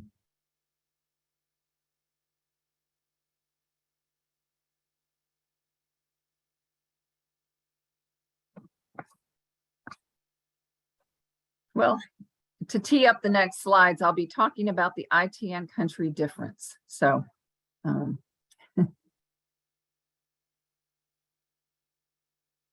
Gally's almost back. yep, there we go. And if we could move to the next slide after this one. It wouldn't be a virtual meeting without a tech problem, right? Oh, it's totally fine. All right. Okay, so here's number one, the ITNCountry difference. 4 community portals make connecting easy. These portals, and you can see there are 4 of them, empower people, especially riders and drivers, in ways the legacy software, we have previous software, did not. For example, riders can view their personal information. They can request or cancel rides online, and they can view their booked rides. They can also view their account summary and their monthly statements. Drivers can do the same pretty much. They can review their personal information. They can update their mileage reimbursement, which we'll talk more about in a bit. They can set or update their availability. They can view assigned rides, select uncovered rides, and view their account summary. The site staff portal, which you can see a snippet of a screenshot there, is a one-stop shop, so to speak, for ride coordinators and other managers of a community service. This is where the work gets done, and you can see the blue line across the top. This is where rides are scheduled, where drivers and riders are connected, where payments are entered, etc. And then finally, the business portal. It isn't live yet, but when it is, it will allow businesses to make donations to a local community service. They'll be able to request information, and they'll be able to sign up to participate in a few business programs that we have available, which I'll be telling you about next. Next slide, please. So the ITNCountry difference number 2, innovative payment programs leverage community partners in addressing the transportation challenge. ITNAmerica has designed these programs, you can see them below, to help community mobility services be more sustainable. These programs are tools for building community partnerships with important stakeholders like healthcare providers, other nonprofits, merchants and local business, places of worship, congregant living facilities, municipal governments. And just to tell you a little bit about each one of these. So we have ride services agreements. These are fee-for-service partnerships where the service or the transportation program provides rides for the residents or members of a partner organization. As you might imagine, it's most popular with religious organizations and assisted living facilities. The organizations can pay for rides to specific locations like a grocery store, or for a specific purpose, like medical trips. Road scholarships and community road scholarships. These programs are designed to help serve low-income riders or people who belong to a particular organization. So a road scholarship program or a service can have a general scholarship to store funds, as I said, for low-income riders. Community road scholarships store funds for specific organizations or populations. Oftentimes, these are places of worship. So let's say a church, for example, drivers who belong to that church may donate their miles to the church's account, and the church can then turn around and offer free rides to and from the church for members of that congregation. So a really nice way for an organization to serve its community.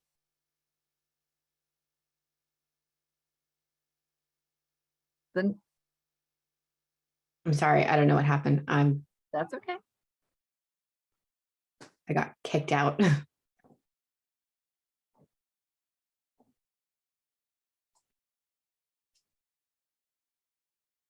I'll mention while she's bringing the slides back up that road scholarships and community road scholarship programs are best funded with volunteer driver credits.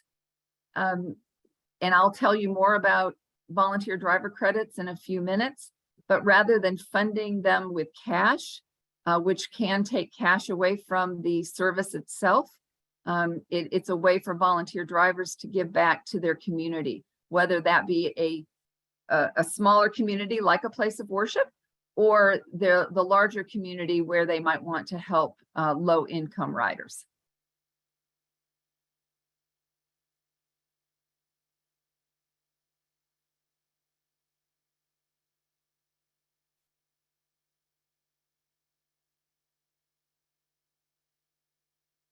Okay, thank you.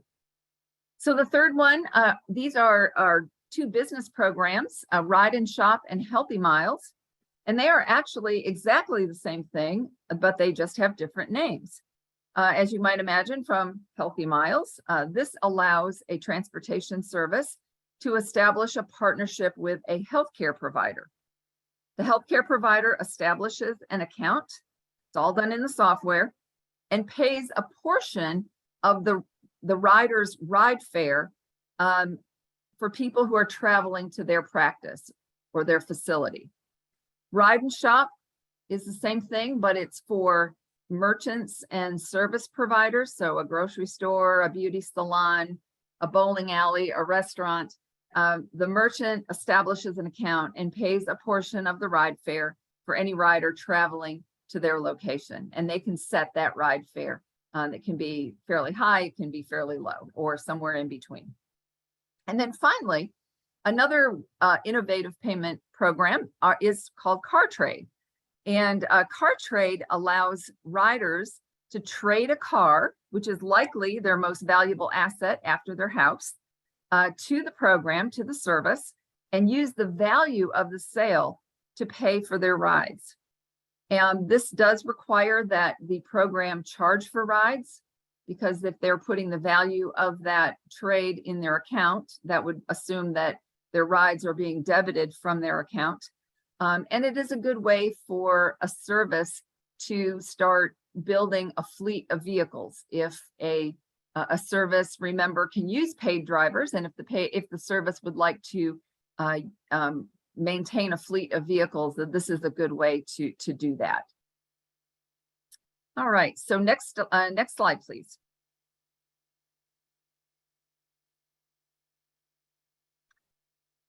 ITNCountry difference number 3, personal transportation accounts. Personal transportation accounts hold information that assures a safe, pleasant ride for the rider and peace of mind for caregivers.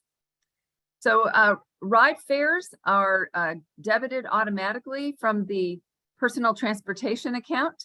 And this is a big relief, especially for older riders who don't enjoy necessarily putting a credit card on their phone, may have difficulty with that, don't necessarily have cash with them. And it's also a great thing for drivers. Volunteer drivers generally do not want to handle money. Emergency contacts. We collect contact information on up to 2 people for each rider. Emergency contacts can be family members or friends or paid staff of an agency. With many families spread across the country, sometimes our drivers are the first to notice physical or behavioral changes in a person that might necessitate additional care for that person. Special needs, service needs, and mobility aids. To ensure the most comfortable ride possible, we want to make sure our drivers' vehicles meet the needs of the riders. For example, it's helpful to know if a person is in a wheelchair, so we send a vehicle large enough to fold one up and store it.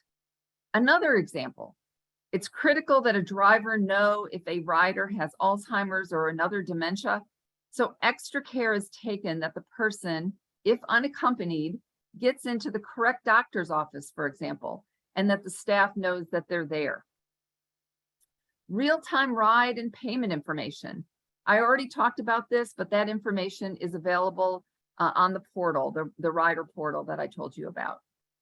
And the personal transportation accounts hold value in various forms.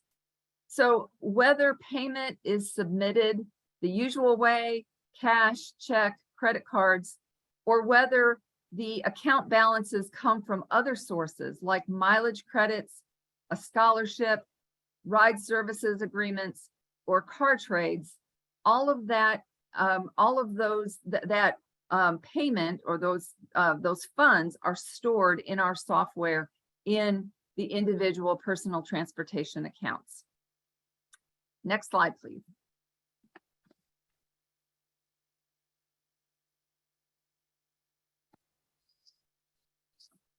Okay, and this is the ITNCountry difference number 4, and this is the final one.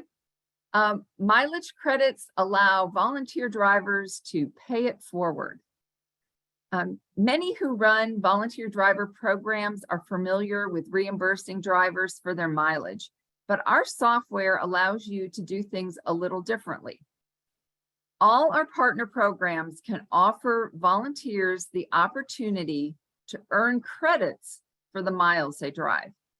These credits are tracked as occupied, and that's when you have a rider in the car, or unoccupied miles, and that's when the rider is not in the car, but is going to get the person or is returning home or going to a second ride. In the ITN Ride software, volunteers can choose to be reimbursed in cash for their occupied miles, though we have found that most do not choose that option. Volunteers have quite a number of other options in the ITN Ride software, and most volunteers will choose one or more of these, and they can choose different ones for their occupied and their unoccupied miles. So they can accrue, volunteers can accrue their mileage for their future transportation needs. The service sets the amount of credit, the amount of reimbursement. I used the example of Woodford Wheels a few minutes ago. Woodford Wheels credits is 25 cents a mile. So this is where I like to call it paying it forward. So drive now, accrue your credits, and be driven later. And you can use the value of those credits for your future transportation needs. You can give your credits or donate your credits to a friend or family member to pay for their rides. It's not the not the typical gift that you would put in a box and wrap up and give to somebody, but it is a great gift, and it's all done in our software. It's all done automatically. You don't have to keep track of your miles as a driver. All your miles will go right to a rider who is the recipient of your miles. You can donate to the Road Scholarship Fund for low-income riders, and we just talked about that. You can donate your miles to a community road scholarship program, for example, a place of worship, and I mentioned that as well.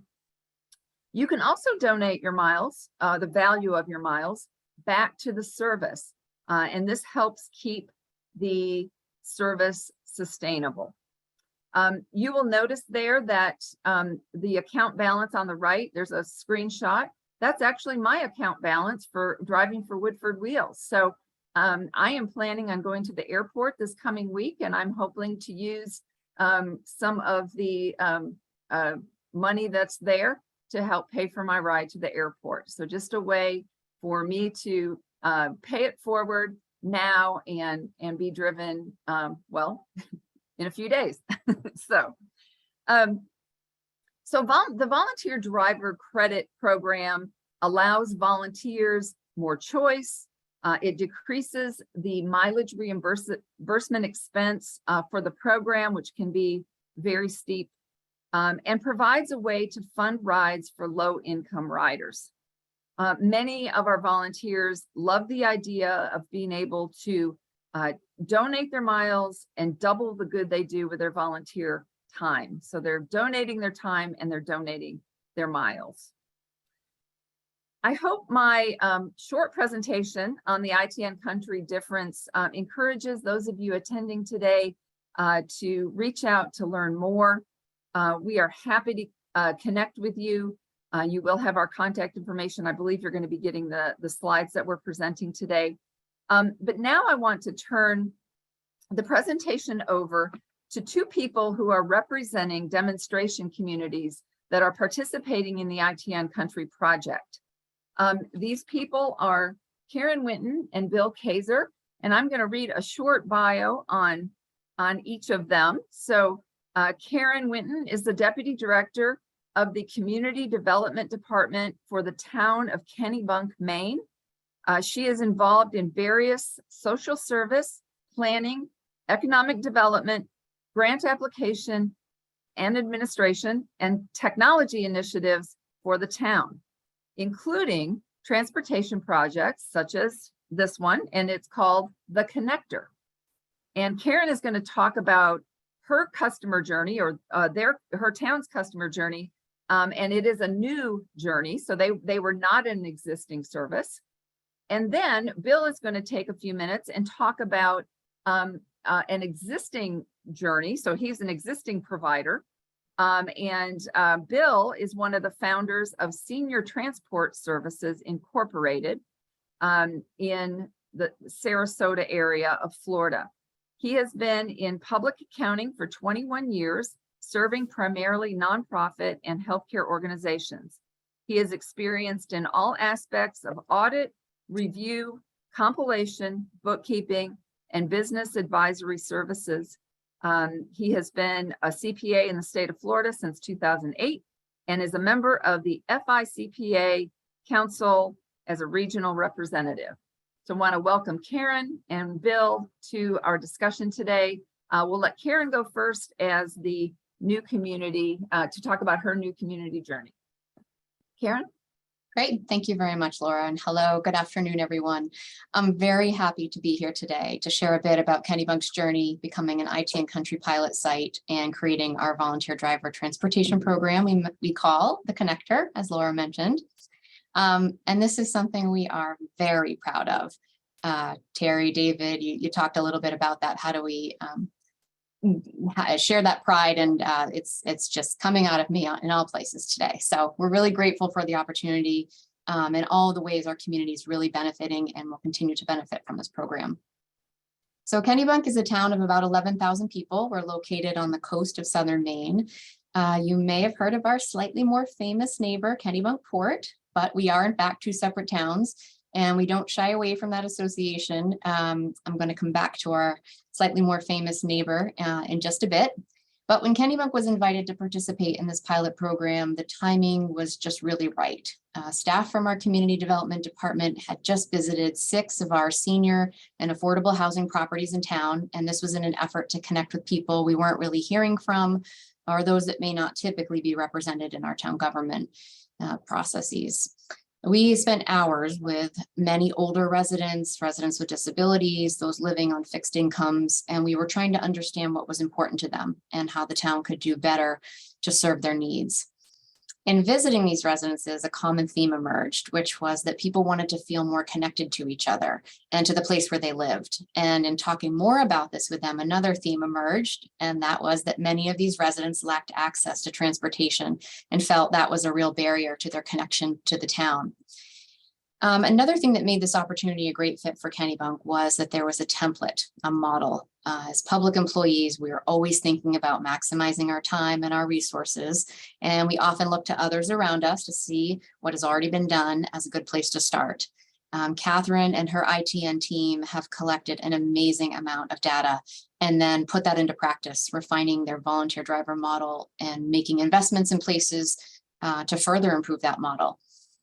And as a municipality, we do use taxpayer dollars to operate, and we always have to be accountable to using those dollars and our resources very thoughtfully and in ways in which we can be held accountable. So joining the pilot with a model for operating with proven systems and processes in place and proven success, it just meant that we had something to base our program on that was known and established. This pilot allowed us to use the ITN model and then customize pieces to suit our community and its specific needs. Thankfully, we had significant bumper lanes in place, and that was through the staff at ITN and the experiences of their programs and affiliates. The other piece that made so much sense for the town was the software. Thank you, Terry, and others. As a town, we are really good at giving staff several different hats to wear. In some main towns, it's not uncommon that the top leader, the town manager, will also serve as the tax collector, the general assistance administrator, and perhaps even the animal control officer. It just happens. So having custom software that would do the work of scheduling, calculating the mileage, the fees, the routes, emailing drivers, and my favorite piece, reports, the data, that made all the difference and really allowed us to sign on and to take a chance on creating a program like this. So once we became a pilot site, we began customizing our program and early on decided that we would include in our service area 2 of our neighboring municipalities, Arundel and Kennebunkport. There's that slightly more famous neighbor. Both of them are small towns. They're both around 4,000 people. And all of our 3 towns, we share a school system, we share municipal resources, a chamber, our food pantry. So there were just natural connections for us smaller towns. It usually does make a lot of sense to pool our resources on things like this that will serve the needs in our communities, and we come out better for it. Since providing our first ride on July 15th to a gentleman with vision impairment for him to get a haircut and go to the hardware store, we've provided about 20 round trip and multi-stop rides for people to get haircuts, to go to the grocery store, medical appointments, receive cancer treatment and physical therapy, and to visit the vet. I am very jealous and competitive, and to hear Laura talk about those 200 rides with a similar launch date as us, we're coming for you, Woodford Wheels. So that was great. And even though we've only been giving rides for a few months, it is very safe to say the connector's been, I feel like the connector is like that super smart student who sits quietly in the back of the class, but has all the right answers and usually just stuns everyone with their brilliance when they do speak. It's everything we knew it would be and more. So to close, I wanted to share a few ways in which our connector has truly connected our community. I think most people immediately think of the benefit this program will have for riders, and you are not wrong. Those are many, those are really important. I recently spoke with a rider named Jane, who's a 72-year-old woman who lives alone, and she was struggling to describe herself to me. She didn't want to call herself elderly, so we agreed she didn't have to. So this independent, lively, vibrant 72-year-old woman recently fell and needed to attend physical therapy. She said she had run all her friends into the ground asking for rides. And she even considered hiring a private driver, which she had done to get herself to Boston on occasion. But at 3 times a week for her physical therapy, that became prohibitively expensive. So she called the connector. She said it was a godsend. She said her drivers, they have been wonderful. They've been fun and they've put her right at ease. She felt comforted seeing the connector placard in the window, the lanyard on the driver. And she was so impressed that they knew how to help her handle her with her walker and her mobility challenges, doing that door through door, arm through arm, giving that service. She said she learned that volunteer drivers receive training to do just that and was so impressed and said this made her feel very safe and cared for. During my conversation with Jane, she mentioned that she has been feeling scared recently, anticipating the loneliness that's going to come this winter for her. She lives in a seasonal town. Many of the neighbors on her street winter away, and she said she was actually scared that she wouldn't have any social interaction like she does now with her neighbors. So we talked about scheduling some rides to get out and shop or visit the library or plan to go to an event or even just a ride to the beach. We told her that was what the connector was for, to keep her connected to people and to her community. And I have to share one more story from this rider. Jane lives in Kennebunkport. I've been referencing this, and to get out of town in the summer, no matter which way you go, it's a challenge. There's lots of traffic. There's even more pedestrian traffic. It's very busy, very popular place in the summer. And one of our drivers had picked Jane up on a beautiful, warm summer afternoon to take her to a physical therapy appointment in her 1966 cherry red Mustang convertible. And Jane told me that as they crawled through Dock Square, which is the center, this is the hub of Kennebunkport, with the top down, that people were honking at them, they were waving, they were hollering and giving thumbs up. And I said, Jane, who do people think you were? And she said, I said, why were they waving and honking? She said, I don't know, but I just smiled real wide and waved right back. So she said she felt like a celebrity on the way to her physical therapy appointment, and that she and her driver had a big laugh. They had a grand time just cruising through busy Kennebunkport that day. So this is obviously a very fun example of how riders will benefit from this program, the opportunity for connections and experiences like that. But I think the real secret to all of this connectedness really is with our volunteers. They sort of pump the blood that is the heart of this program. And I spoke with several of our volunteers after they began giving rides. And I heard them almost guiltily admit to me that they felt so good giving rides, that they were just feeling this guilt over how good it made them feel to do this. And one volunteer shared an experience giving a ride. She said her rider was just a fascinating person. She was so full of personality. Their ride felt like the experience for the driver, getting to meet someone she never would have met otherwise and hear about her interesting life. And she said, I just wanted to be her friend. So that was really wonderful. And another driver shared that while giving a ride to a gentleman who has some disabilities, some cognitive behavioral differences, she was actually able to talk to him and calm him down when only one of the 2 prescriptions that he was picking up that day on his ride was ready. She said she felt like the support she was able to offer to get through what was really important to him, she felt like that made her feel like the richest person in the world. She just felt, she couldn't do anything wrong for the rest of her life. It was so wonderful, this feeling. And for the gentleman, for the rider, also to have that support where if he had taken a taxi or an Uber, you're not going to get that same interaction that probably made a big difference for him in working through that situation. So our volunteers feel like they're getting much more than they give, and they feel really needed. They're happy to contribute in this way. It's the ultimate win-win.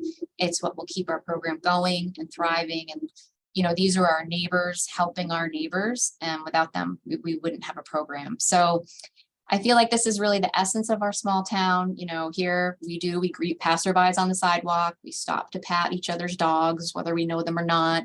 We hold the door for someone, or we chase someone down when they drop a glove outside the grocery store.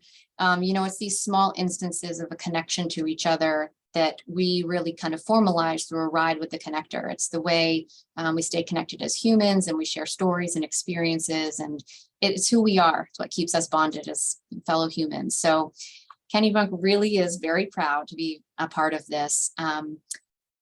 We are a new community, so that's where probably a lot of the excitement comes from. And I'm sure many people on this call could share very similar experiences with their riders and drivers. But we actually hope to inspire other smaller and rural municipalities to join us, to invest in a program like this, to making access to transportation for our older citizens, for those with disabilities, a priority. So I'm very happy to be a part of it, and I'd be happy to answer any questions anyone might have about our experience. Thank you, Karen. Those are wonderful, wonderful stories. Thank you. Okay, and we're gonna, in the interest of time, move to Bill Kaser, whose bio I've read, and he is joining us from an existing service. It's sort of a service that's morphed into senior transport services. So he'll tell you more about that. Hi, Bill. Thank you, Laura. Yeah, when you asked me to tell the story of senior transport services, and giving it a lot of thought over the last week, I realized the best way to think of us is as the mythical phoenix that rose from the ashes. As Laura alluded to, there was an affiliate down here that decided to close. I don't want to go into anything related to that because the important thing to understand from that is that it presented us opportunities and gave us some things that maybe some of the other communities like Karen's didn't have, which is that we had a built-in membership that was already here and ready to go. So that shaped some of the operating decisions we had to make. Don Diebert and myself are both veterans of ITN services prior, and we knew the value of it to the community. We'd seen it firsthand. So to us, a priority was to get open and running as quickly as we could, because we knew as time went on, we would either suffer some loss from that membership community and not be able to build up what we had, or it was basically we just lose momentum. So to that end, we had to make some decisions. We knew we weren't going to have any resources going in. We weren't going to have vehicles. We weren't going to have money. We weren't going to have a number of things that other organizations that may have been existing doing other things in other areas may have had. But what we did have was the knowledge base, the ITN Rides 1.5 database. So all those members that we could contact and say, hey, we've got a new name. We're doing the same great service that you used to. We had a list of volunteers. We contacted the drivers that were volunteer drivers down here. So that really helped us speed things up. Now, that said, we still only got open, we only started doing our first rides at the end of March this year. Fortunately, we've been growing steadily since then. I mean, 8 rides in March, 35 in April, 57 in May, to 52 in June, 63. And without going into too much, September, with the hurricane at the end of the month, we still did 95. So we got close to 100. We would have been over 100 if the hurricane hadn't come. So going back, the way to get there, we figured the quickest way to get there was to be decentralized. We didn't have time to go figure out where we would have an office or look around for places to open an office. And why would we need that? We didn't have vehicles to store. We didn't have employees. We didn't have a lot of stuff that would have required input like that. Basically, what we needed to do is just get the volunteers in place and get some funding, which we did ultimately through the ITNCountry demonstration program. We've got UMA as our phone service provider that allowed us to do decentralized Of course. phone services, right? So we use the mobile apps on our phones, and we're always in contact. Something else to understand is, as Laura read in my bio, I'm working full time while I do this. So we're scheduling rides, we're taking new members, and Don's done yeoman's work getting people signed up. They call up, they talk to him. I haven't had a chance to tell him yet, but I've had a couple of compliments on his handling of them so far. Saying he's just been wonderful to deal with. And, this is in the context of switching over to ITN Rides 2.0, which happened for us Saturday, October 1st. So if you can imagine, we had a hurricane at the end of September. We're training in the middle of that, and then we're getting everybody up and running with some hiccups. It's been an experience, and it's been a wonderful experience, because being a driver now and talking to riders, you really form a bond. It really is developing a sense of community, and knowing that you're doing good out there. So many people, I can't tell you how many, have just thanked me for what we're doing. And we are a fee-based service, so they're paying for us to do it.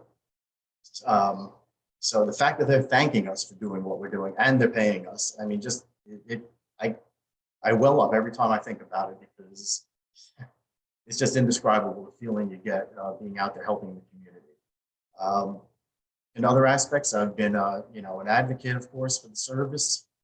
Everyone I talk to about it, they think it's wonderful. I've never heard a bad word, not even a disinterested word, from people about what ITNAmerica and Senior Transport Services through ITNAmerica is doing as part of this ITNCountry program.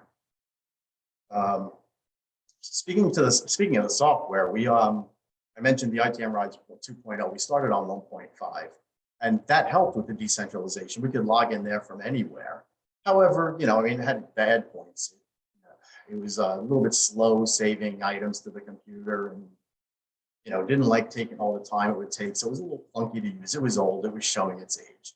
ITN Rides 2.0 came along, and it simplified a lot of things. It's quicker. I have one login. We're still learning things on it. But as far as comparison to ITN Rides 1.5 to 2.0, moving to 2.0 is more like moving from a beaten up old 3-cylinder with bald tires to a Rolls Royce. Put it in a transportation context that we can all understand. So far, I'll just sum up by saying that with ITNCountry, it's been a wonderful ride so far. And, ITNAmerica support, ITNCountry's support has really meant a lot to getting things going back in this community. And they are all very grateful back down here for that. So thank you very much. Thank you, And Bill. if anybody has any questions. Thank you, and we appreciate all of your hard work and Don's as well.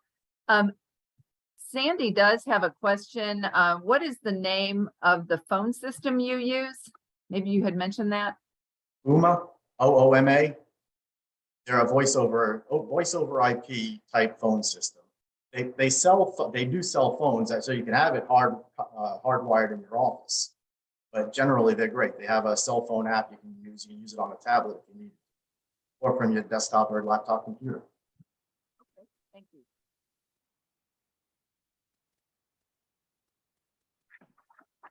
Are we back to Dave now? You have to be. Sorry, Laura. So this is beginning the winding down of our program. And I see we may have already had another. No, we don't. I want to thank Karen and Bill for describing what is happening in the real world with their programs. Thanks very much, guys. Katherine will now introduce our Volunteer of the Year award. The awards are named after Max Israelite and donated by the Israelite family. Max, after whom the award, the Volunteer of the Year award was named, was a founding member of the original ITN, which was started in operation in Greater Portland in 1995, I believe.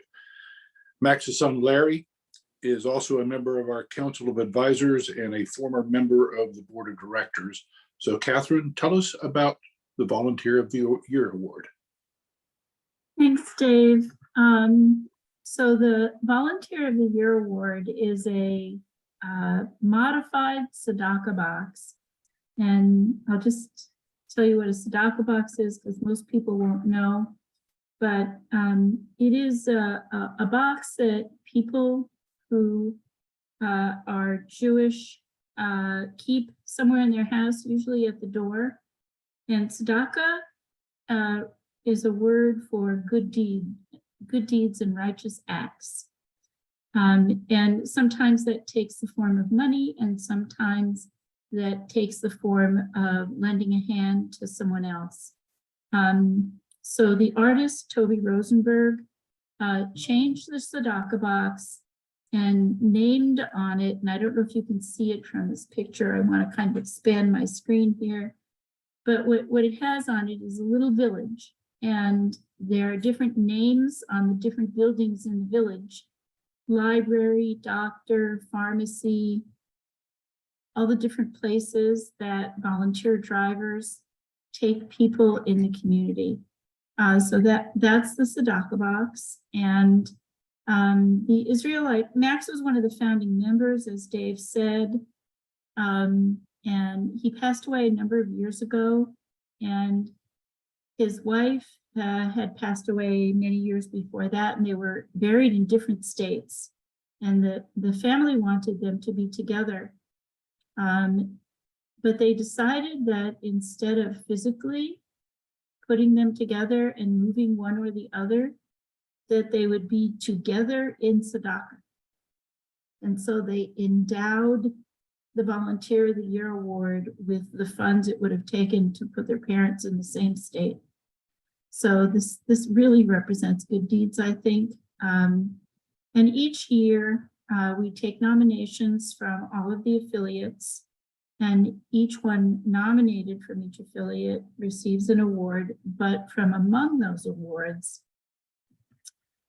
guys, I always choke up on this stuff. Excuse me. There is one volunteer selected for the whole country. And the winner of that award this year is Marion Sturdivant. She is the oldest awardee ever. I won't say her age because she may not want me to. But Marion has been a rider and a member of ITN Portland. I believe it is 23 years now. She knows every detail of everything, so she can correct me if I'm wrong. And for the past 7 or 8 years, Marion has volunteered to fold and stuff several hundred statements every month for years. So I guess that's about 21 times that she has folded and stuffed a couple of hundred statements. And if we don't get her the materials on time, she reminds us because she never forgets anything. So I just want to, Marion's here, and give her an opportunity to say a few words. And I've been told that she doesn't like to be on camera, so she's being very kind to us to be on camera. You can go ahead and speak. I've enjoyed working with ITN, and I've been a member since, well, I think 22 years, but I've been only volunteering for probably 10 years. And I feel what I do is a small thing, but it gives the people that are working time to do the important things. I have worked in an office many, many years, so I understand all the problems. Thank you for this award. It was very, very nice of you to think of me. And I know I am an old lady, and I'm not ashamed of it. I've worked hard to get here. I'm 96, and I hope to go to 100. Anyway, thank you. Yay! Thank you, Marion, and thank you for joining us. Just congratulations, you really deserve this. Okay, so I guess I also want to say I didn't nominate Marion and I didn't select her, but I do drive her to church on Sundays and I always look forward to it. She's really wonderful. So next slide, please.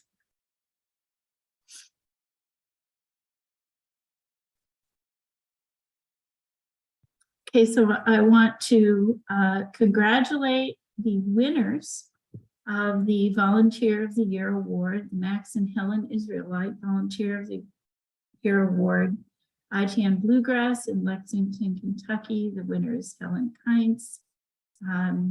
In Central Connecticut, it's Don Jensen. In Central Oklahoma, it's Marilyn Steele.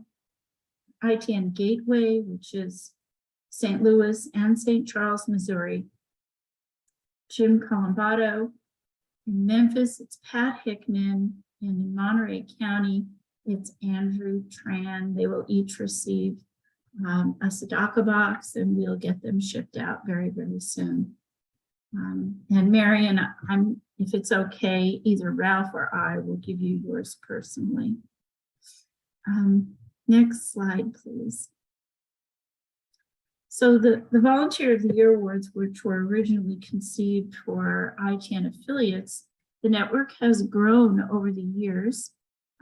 And 2 years ago, we decided that we would, sort of by popular demand, expand the awards to our ITNCountry communities and also to our trusted transportation providers. There are nationally 90 different transportation services in the network, so it didn't seem right to just hog all the congratulations for ITN affiliates. So it's opened up now.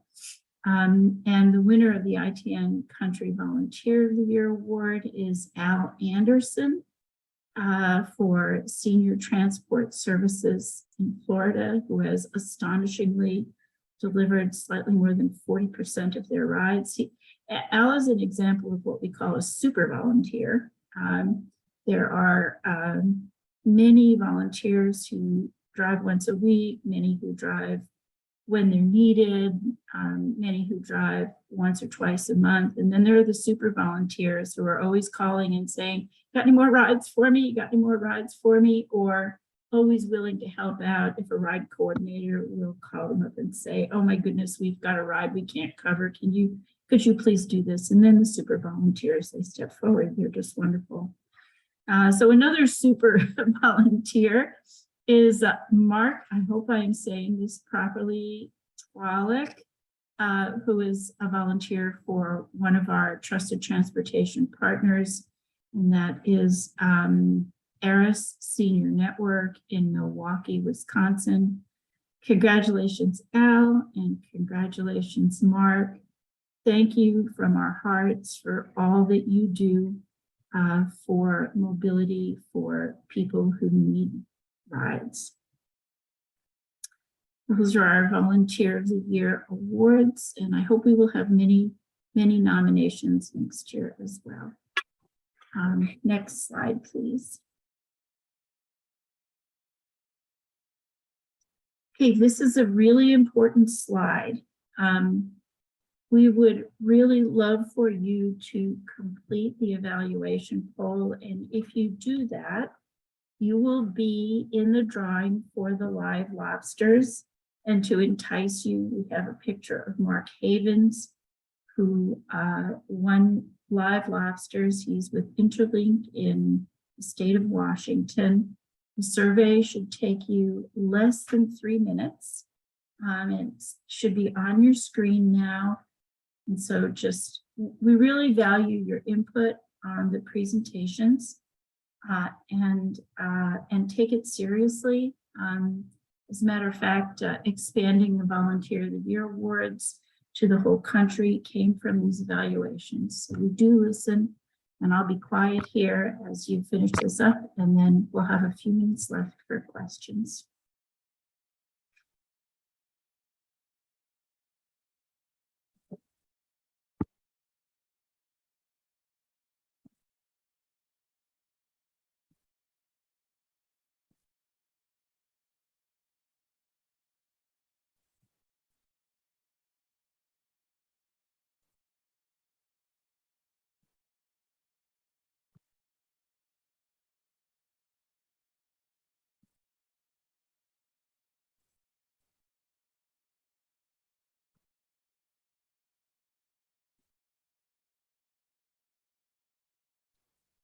And Allie, I'll need you to tell me when to move on. Sure. While we're waiting, I do know that we have Judith Amorsen from Eris on the line. Judith, if you wanted to say a few words about Mark, I could allow you to speak just while we're waiting. So I will allow you to talk. You certainly don't have to feel pressured to say anything, but if you would like to.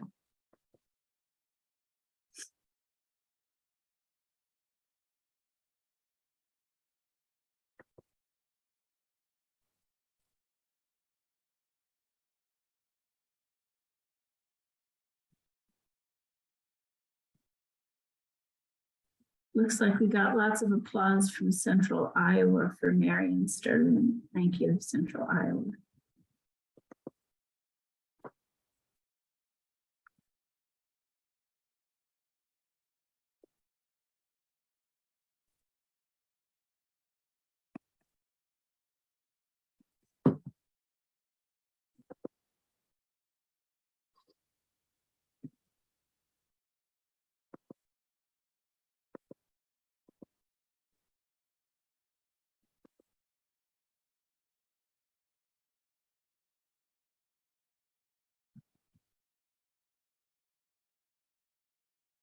So we've got about 58% of our attendees have answered our survey. So I will just give it another minute and then we can move on.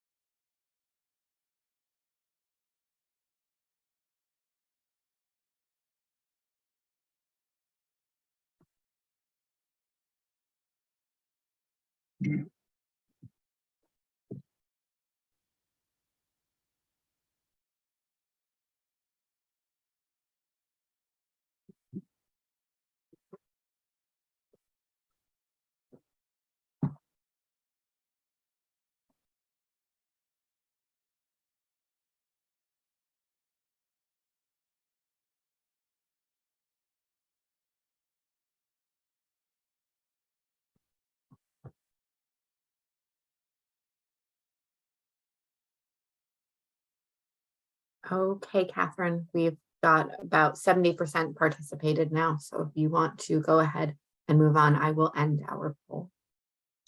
Okay, Ally, thanks. So I think I just want to try to close on time. I think I have just a few minutes left here.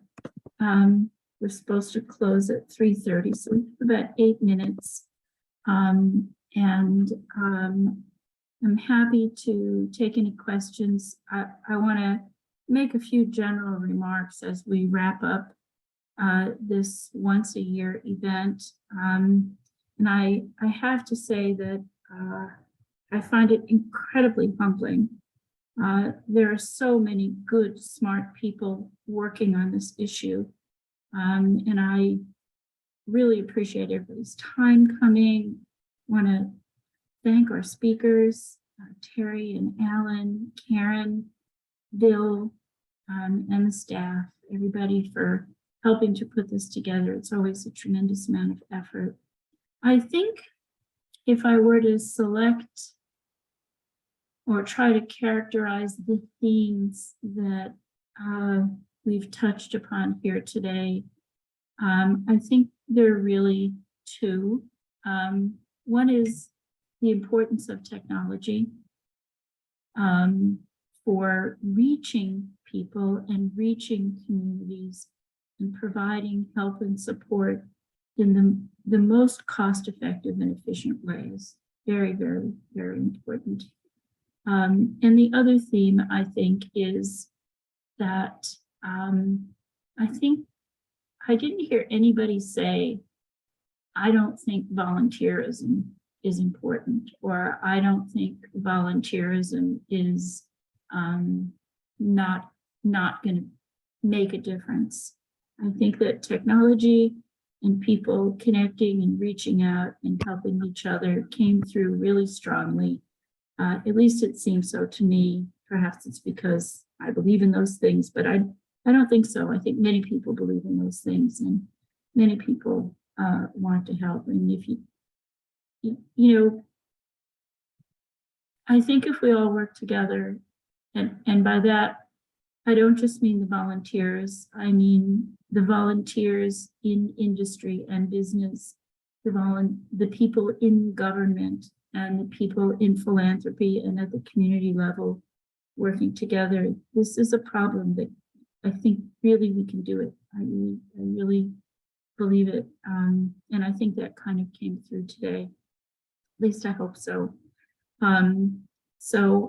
We have a few minutes left, and I would be happy to open this up to any question anybody has, or any comment anybody has, anybody wants to add, including, are there subjects you would like us to cover in the future? Are there topics that you think are important that should be addressed at future annual retreats? We really welcome your thoughts or welcome your ideas for those as well. And I can't see your questions, so I have to let Ally help me with this.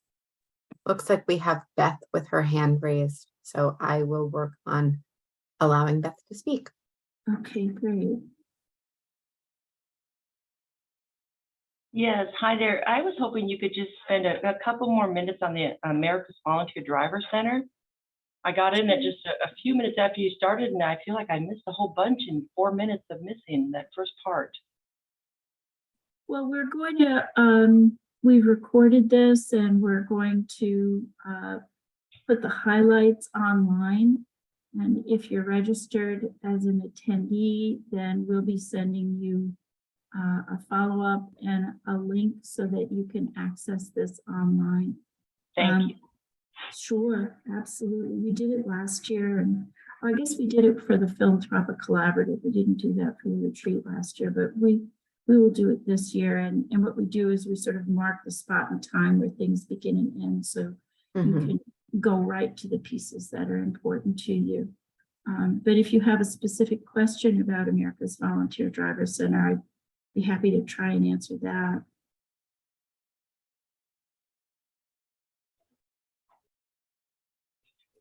Well, I'll just say this then. There's this famous quote from Victor Hugo, if you haven't heard it. Greater than the tread of mighty armies is an idea whose time has come. It's remarkable to me that it took me this many years to think of why aren't we doing this nationally? And why didn't anybody think of it? It was one of those things that's just like dope, you know, like it's right there in front of us. Why should every community and every nonprofit struggle on their own to do this when we could do it in a way that would support everybody the same? So Catherine, we have another person with their hand up when you're ready. Okay. So Sure. Matthew Levine, I'm going to allow you to speak.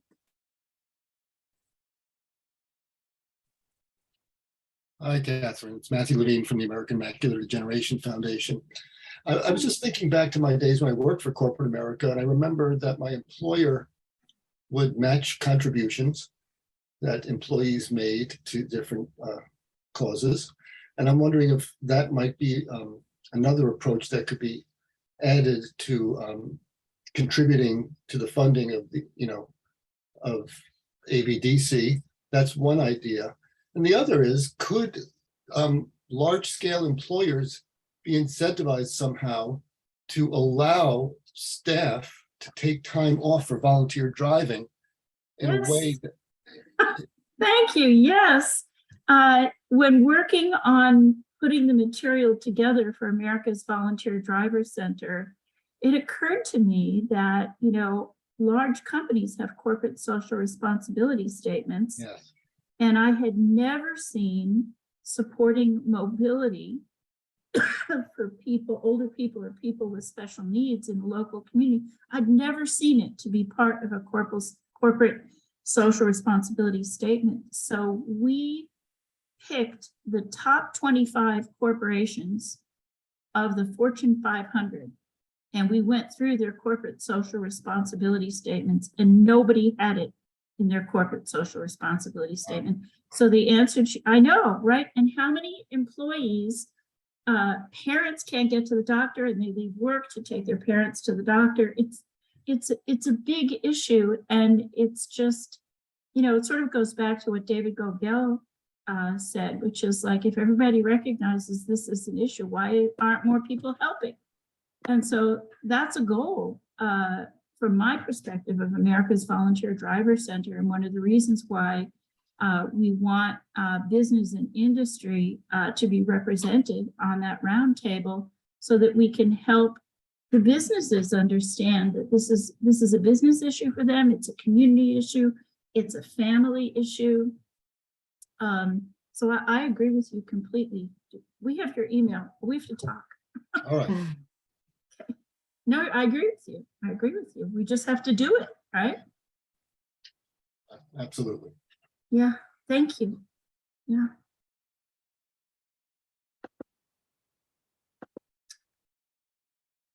I mean, I like to see the positive behavior modeled.